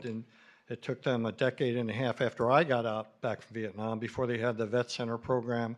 There was no recognition of Agent Orange. There was no recognition of post-traumatic stress disorder. There was no, you know, invisible wounds were invisible. And so veterans really had to struggle to the point where, no surprise to us who work with our fellow Vietnam veterans, veterans became a disproportionate number of the homeless veterans. They actually did some early, I remember back in like 86, 87, they did some early studies of who was staying at some of these shelters, you know, these faith-based groups, the Salvation Armies, St. Vincent de Paul, Catholic Charities. Those were the groups that ran the, quote, shelters, as they were called at some point. Something like 40%, especially in cities, said they had served in the military, 40%. And veterans were barely 12% of the general population, yet 40% of those who were homeless. You know, astounding numbers. And that's why, the community-based organizations, we started doing some heavy lifting there and dramatization, and we started the stand down movement, if you will. Vietnam Vets of San Diego started to stand down in 1989, Robert Van Kuren and others, and we followed close. We did one in 91, 92, 93. The idea was to like do this, gather all these vets. In San Francisco, we had 700 homeless vets in one high school football field that we put tents around and had showers and food and so forth. So the city could not deny there was a problem. So that dramatized the fact that we have a homeless problem. It's not just a problem, it's a crisis. And we started working from there. And it took a while because we really had to drag the VA initially kicking and screaming into that issue. They were not really outside their hospitals. They were not really out in the communities where veterans, especially homeless and low-income vets, were. But I think a lot of groups, the community-based organizations, worked hard and advocated, and to the point where back in 2010, Eric Shinseki, who was the secretary of the VA, he announced that he was going to eliminate veteran homelessness in 5 years. And really, as a result of that campaign and our efforts and partnerships, we were able to get the VA to start doing more and start creating veteran homeless programs. And it went from an initial, like they had a transitional program, which they later named Grant Per Diem, to actually create a VASH program where they got HUD to give the VA and just set aside Section 8 vouchers just for veterans. And then the VA would match that voucher with wraparound care, and that became the HUD VASH program. And after that, we fought for what they called rapid rehousing, which essentially was rental assistance with support. So somebody would actually, we'd be able to get funds to pay rent for up to 2 years. And these were game changers, some of these programs. VA, HUD, Department of Labor will create this HVRP program, Homeless Veterans Reintegration. But it was all about recognizing that we had this crisis, not a problem, but a crisis. And they went about addressing it. And as a result, today we have a 45% reduction in the number of veterans who are on our street. And that could not have been done without the feds pulling their weight, coming in there, but also with the community-based organizations, with the states, with the local areas. And I think we have, extraordinary success there. What disturbed me was the recent VA secretary saying he hadn't seen any success in homelessness. I reject that premise. 45% reduction. And so they're talking about why I haven't seen much success in that or suicide prevention. So that kind of sounds that we're hearing out of the federal government is really disturbing. And it's created a crisis among our clients. They're nervous about what's going to happen to them, their needs. And of course, today they're no longer, it used to be called the Young Vets Program. Well, Vietnam vets are not young. And they're now seniors and they're very frail. And they're a population that if you disturb their health care, you can really cause some serious life-threatening situations. And that's what we're dealing with right now, life-threatening situations as population.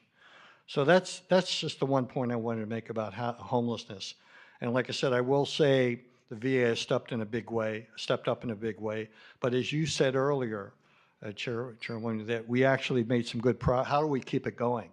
Let's not get the rug pulled out from under us because you have folks who don't recognize what exactly their department is doing. That's all I have. Thank you. Thank you so much, sir. Mr. Hernandez. Hello, everybody. Thank you for having me here today.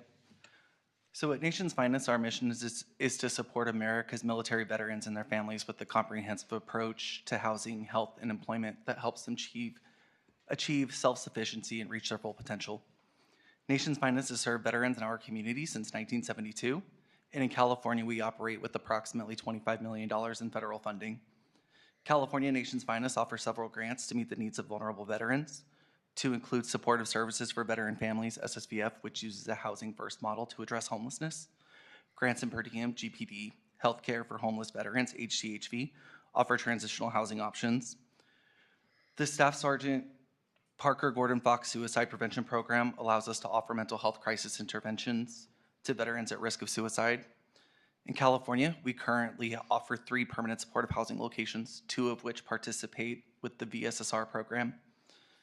As we move through this, I'll go a little more in depth of each of these, but I'd like to get started by sharing some more of the higher level overview information of Nation's Finest and our service delivery models.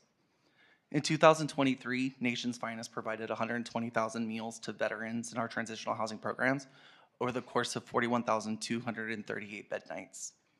56% of our clientele is 60 years of age or older, highlighting the importance of ongoing programs like VSSR. 57% of the clients we serve report at least one mental health issue, and another 61% report at least one type of a disability. While we follow the housing first model and other best practices, culturally we realize that the journey of veterans we serve is not limited to their pursuit of housing. We use a human-centered approach to meet the veterans we serve where they're at. This is seen in the ways we practice our service delivery to veterans we serve. In our approach, we have observed that the needs of this community are access to housing resources once in housing, access to mental health services and suicide prevention, and ongoing financial assistance for service providers so they can provide a safe and healthy environment where veterans experiencing trauma and uncertainty can focus on their healing and recovering journey. As I begin to talk about the programs we offer, I would like for you all to keep in mind some of the basic considerations that the veterans we serve and their care teams consider in Sacramento. In our Sacramento office, the average SSVF participant is age 57 to 63. They generally receive a full allotment of Social Security at $967 a month, and the majority of them are service connected at 30% or $537 a month. This gives a monthly income of roughly $1,500 a month, where the average one-bedroom apartment in Sacramento is $1,790.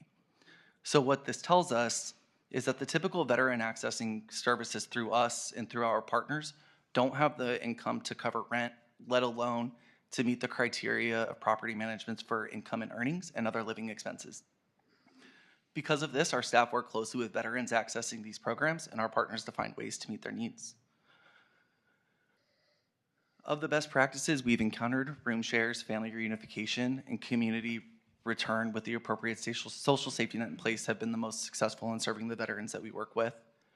While the VA does provide services through HUD-VASH and prolonged rental subsidies with shallow subsidy and SSVF, as grantees, we can't continue to rely on the funding dollars that have thus far been allocated. While Secretary Collins and the current administration have stated there will be no cuts to homeless programs or the homeless program offices, it remains unclear how pending staffing reductions will impact service deliveries for nonprofit, Department of Veterans Affairs, and Housing and Urban Development. Additionally, Nation's Finest participates in a community case managed pilot in partnership with VA and HUD-VASH. Staff at Nation's Finest and other nonprofit organizations currently assist veterans going through the vouchering process to be awarded a HUD-VASH voucher.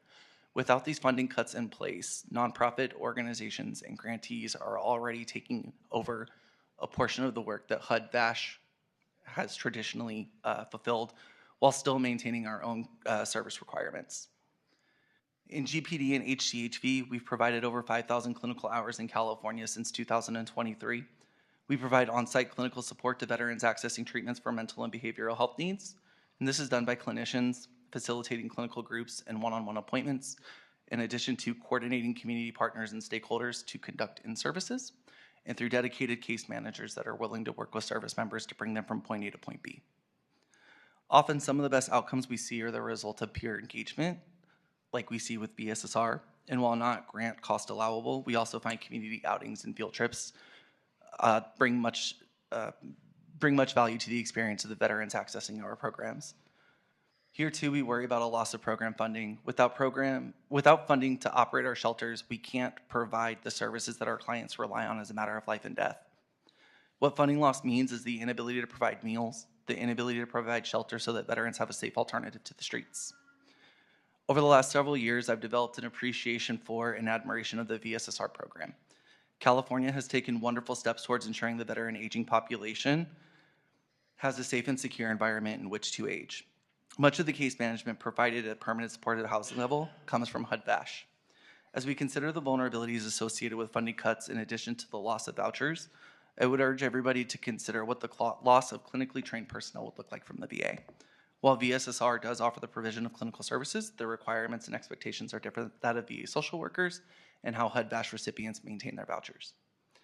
California Veteran Health Initiative, CVHI, will be a great supplement to the Staff Sergeant Parker Gordon Fox Suicide Prevention Program. Nation's Finest has served approximately 200 veterans between Sacramento and the Santa Rosa service areas over the last 2 years. We provide veterans with clinical interventions either directly through staff or via community referrals. We're currently in the process of onboarding CVHI at Nation's Finest, and on behalf of Nation's Finest and the 18 veterans a day that complete suicide, I would like to thank California for addressing this need. Again, with the uncertainties of federal funding known as pilot is in place, does much to alleviate some of the concerns that are a result of that uncertainty. In the beginning of my remarks, I stated that there is a need for ongoing financial assistance so that providers in California can ensure a safe environment that is an alternative to the streets. Nation's Finest in the Sacramento region has the capacity to serve 106 veterans in our transitional housing beds. In March of 2024, that number was reduced to 84 when we lost 22 of our substance use recovery beds due to flooding and water leaks in one of the buildings that we have on site. Then in December 2024, we lost another 32 beds for comparable reasons. Nation's Finest went from 106 transitional housing beds on January 1st of 2024 to 51 by the end of the calendar year. While the VA and Prop 1 offer funding for the procurement of buildings so that these services can be provided, they don't offer the resources for ensuring capital projects can be completed. While I recognize the upkeep of buildings operated by non-public entities cannot be totally resolved with tax dollars, I also recognize that without those buildings, we can't provide the care that our veterans so desperately need and that our communities rely on. Capital projects and ongoing maintenance needs are not allowable in our grants, and when grantees have to redirect operational dollars to these expenses, it reduces the quality and quantity of the services that we're able to offer. I would ask this body to pursue options that would increase funding for operating expenses so that facilities can be appropriately maintained and staffed.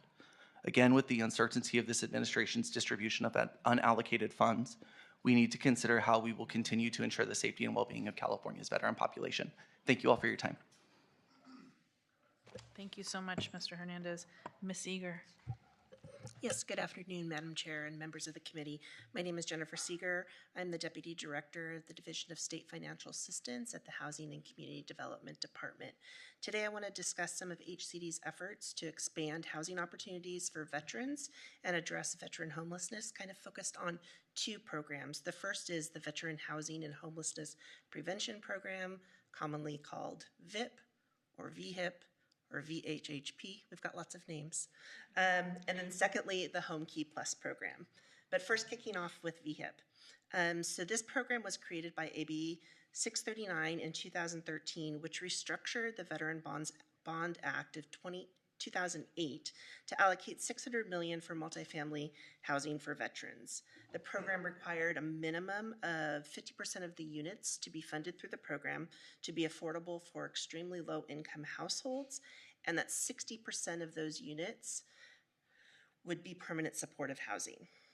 With the approval of Proposition 41 by the California voters in June of 2014, the Department of Housing and Community Development, in collaboration with CalVET and the California Housing Finance Agency, released its first Notice of Funding Availability in 2015.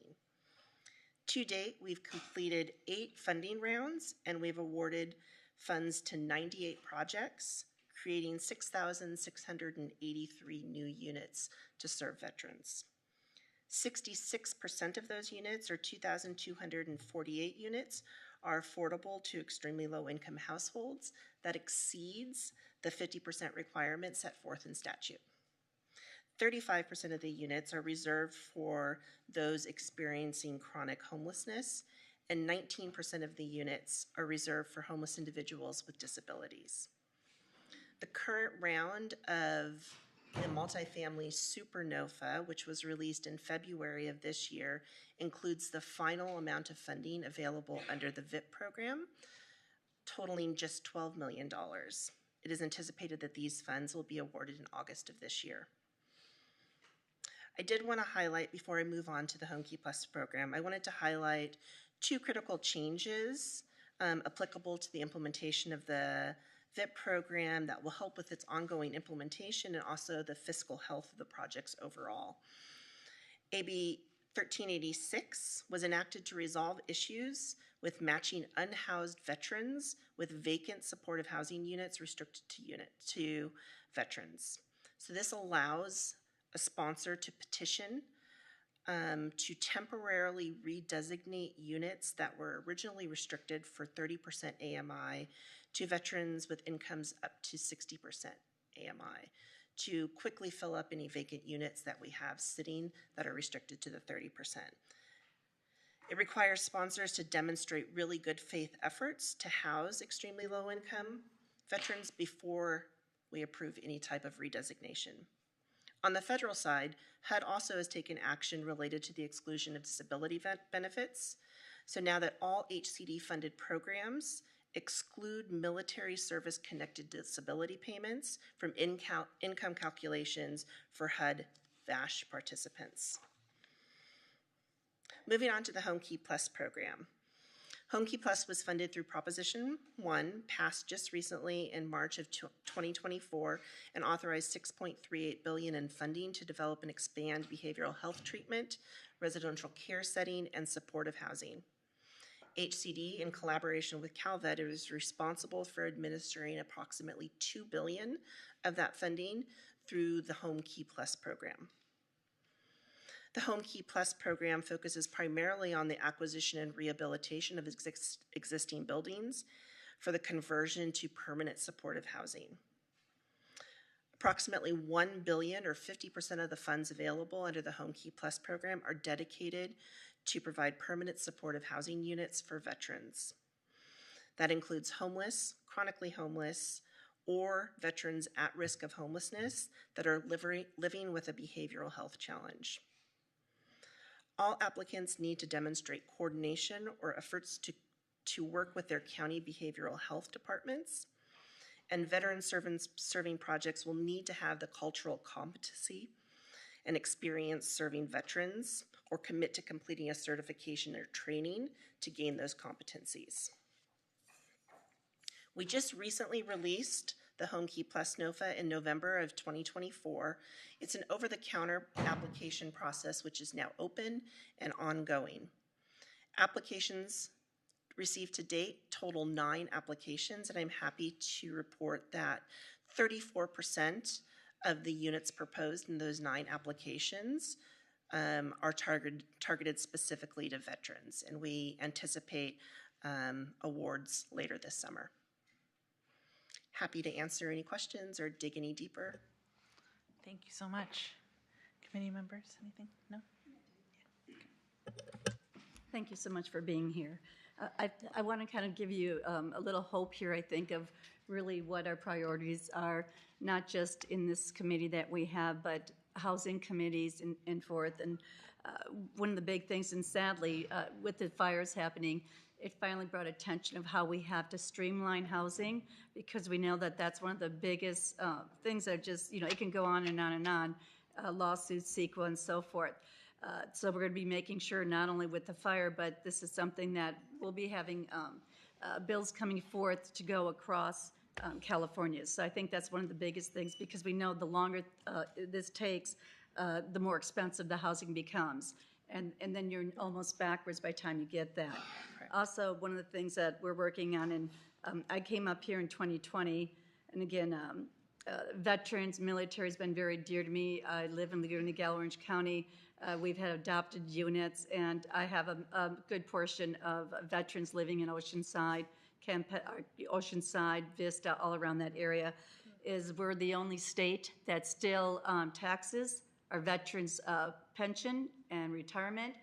And honestly, to me, that's the most shameful thing there could be when every other state doesn't do that. And we know that our veterans are leaving here right and left because it's not that they want to leave, they love this state. You know what? They fought to be able to be where they're at. So we're not giving up on that. There are some options there.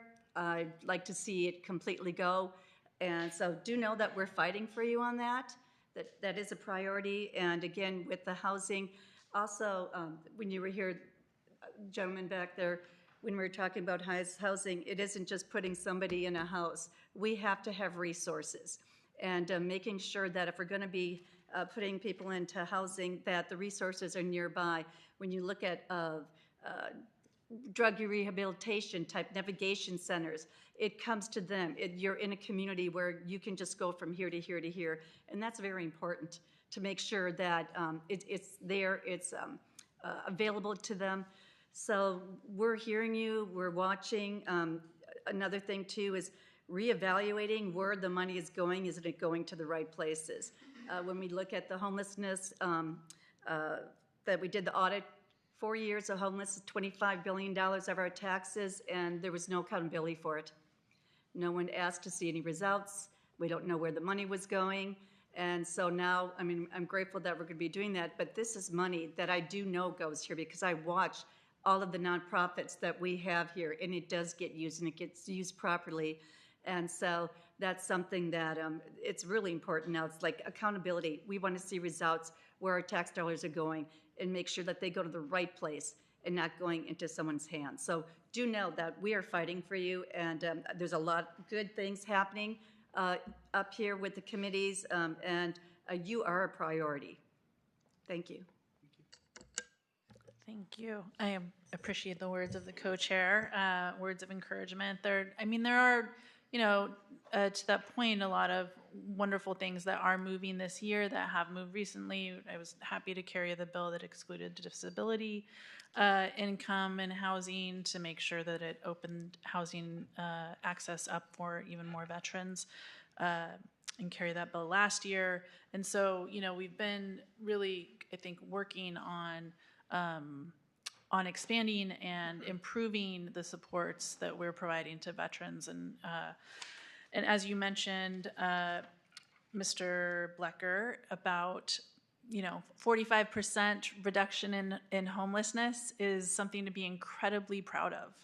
And like I said earlier, not a time that we want to take our foot off the gas, but ensure that we are continuing to do that work that's led to that kind of success, and really a leader nationally in that work, and needing the VA to continue, or the federal agencies to continue to be a partner in that, because we know, it is a team effort. Even though California has recognized that we have a responsibility to veterans too, we're not going to just expect the federal government to do all of the heavy lifting. Certainly, it's an important role that they play, and we cannot do it on our own. We need them to continue to step up as partners in this work.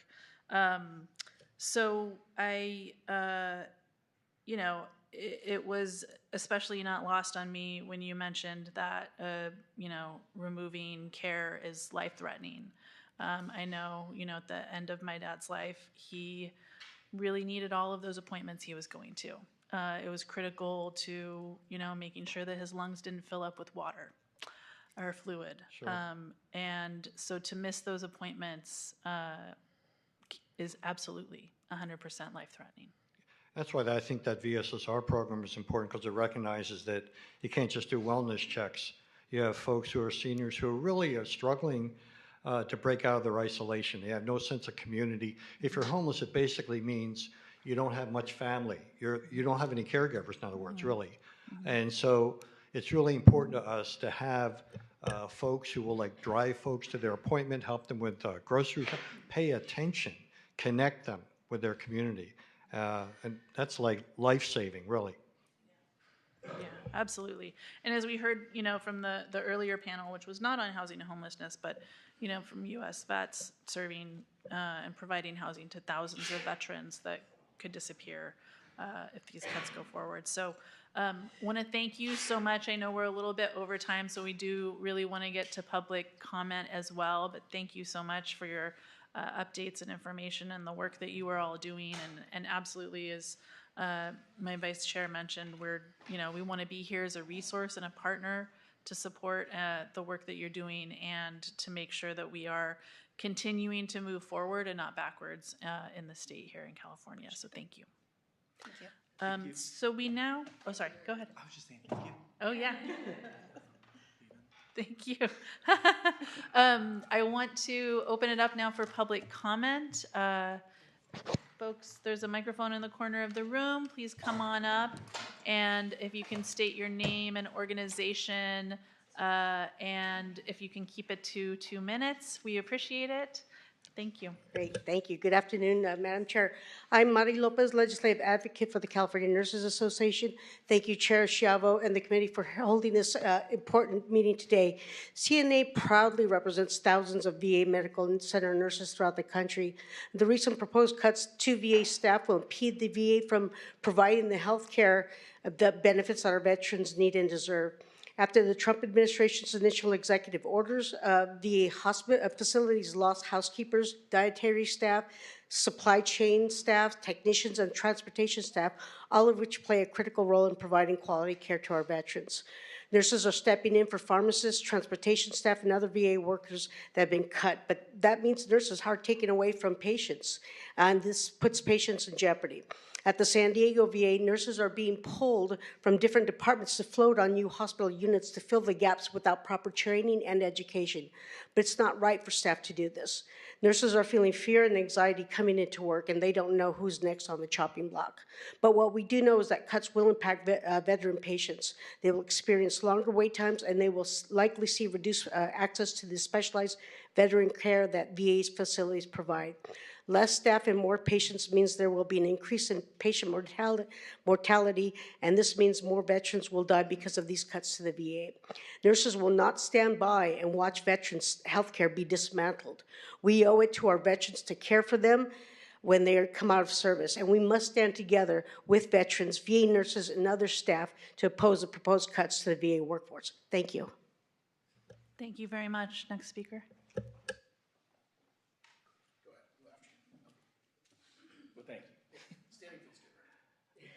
My name is Michael Harris. My day job is Director of California Black Farmers Working Group. And I was, I'll say, solidly middle class.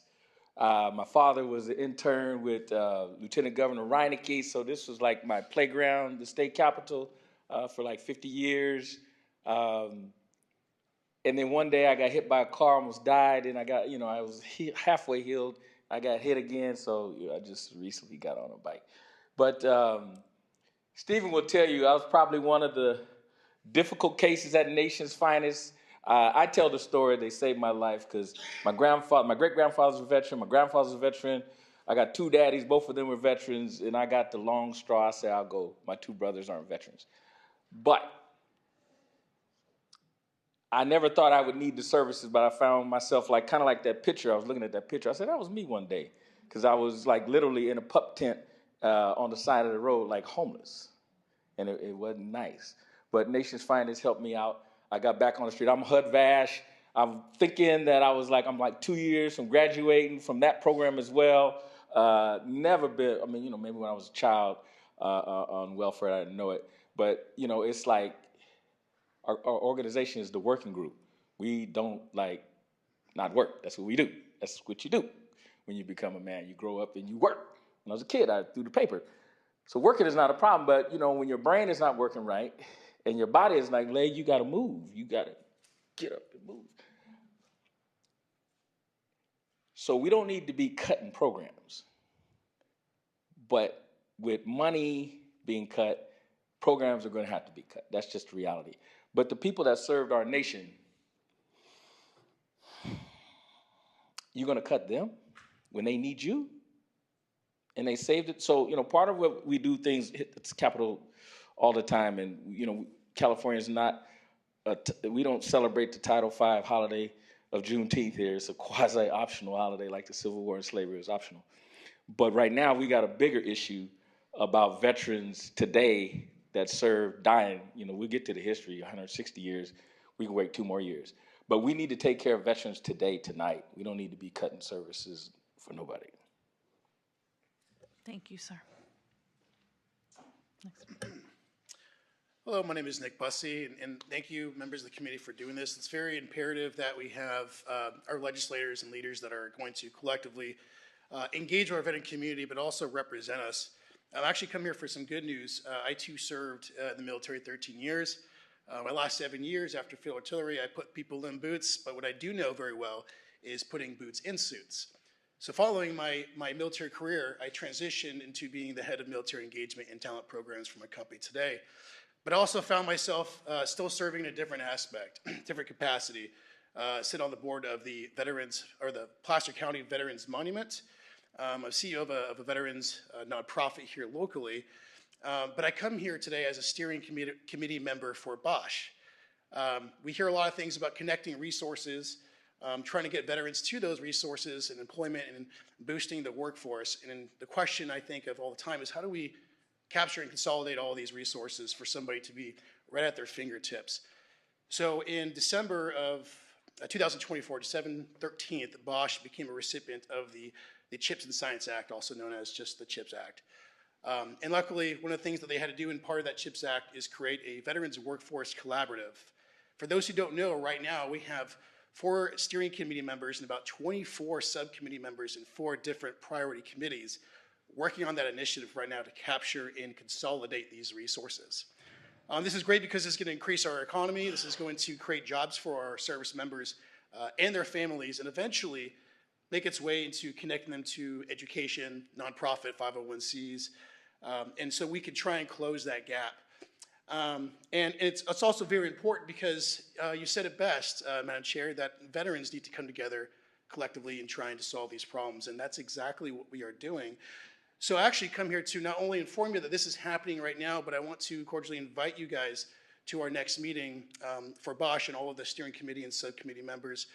So hopefully we can garnish your support, but also so you can see what is going on and maybe see how we can collectively make this happen together as we are looking to bring as many large organizations in the greater Sacramento area to be in this one-stop shop platform to help our service members and family members, and maybe, because it's the first of its kind for Bosch, which is I believe a global Fortune 500, 5,000 company, we hope this becomes a model nationally. So thank you for your time, and I hope to see you guys soon and work with us. Thank you. Thank you so much. Any other public comment? Okay.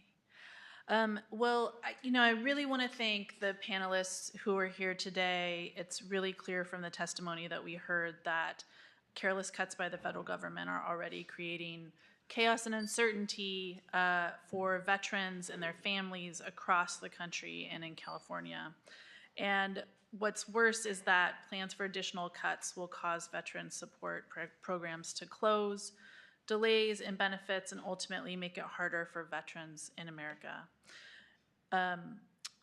California has made so much progress, as we've talked about today, to support our veterans with access to health care and mental health support, housing, and reducing veteran homelessness by 45%.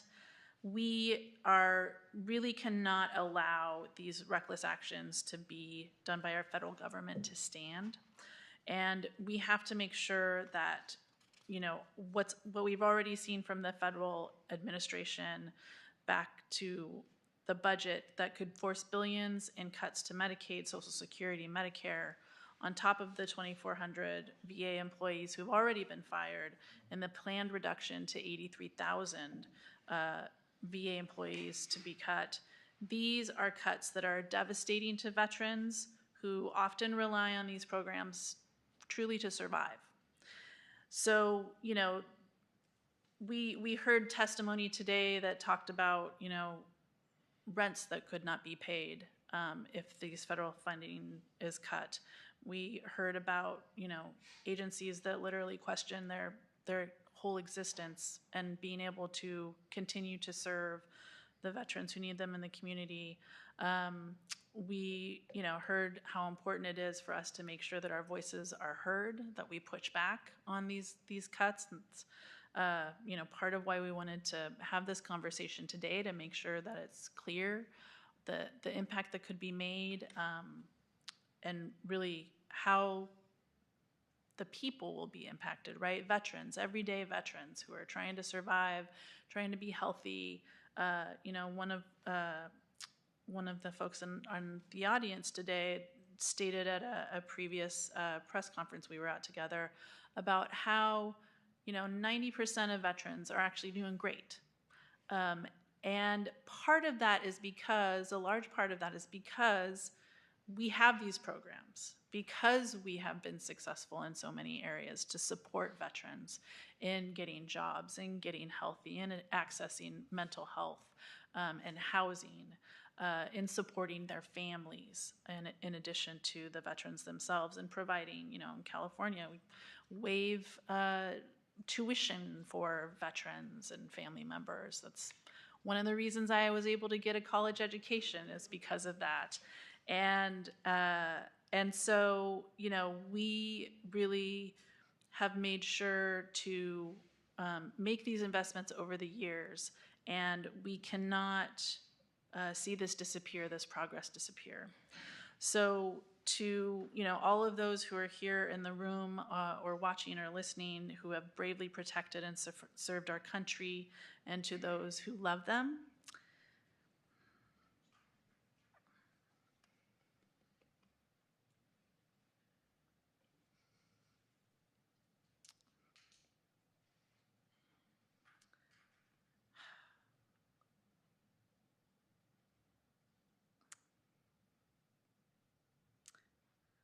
we're here to say that we have your back.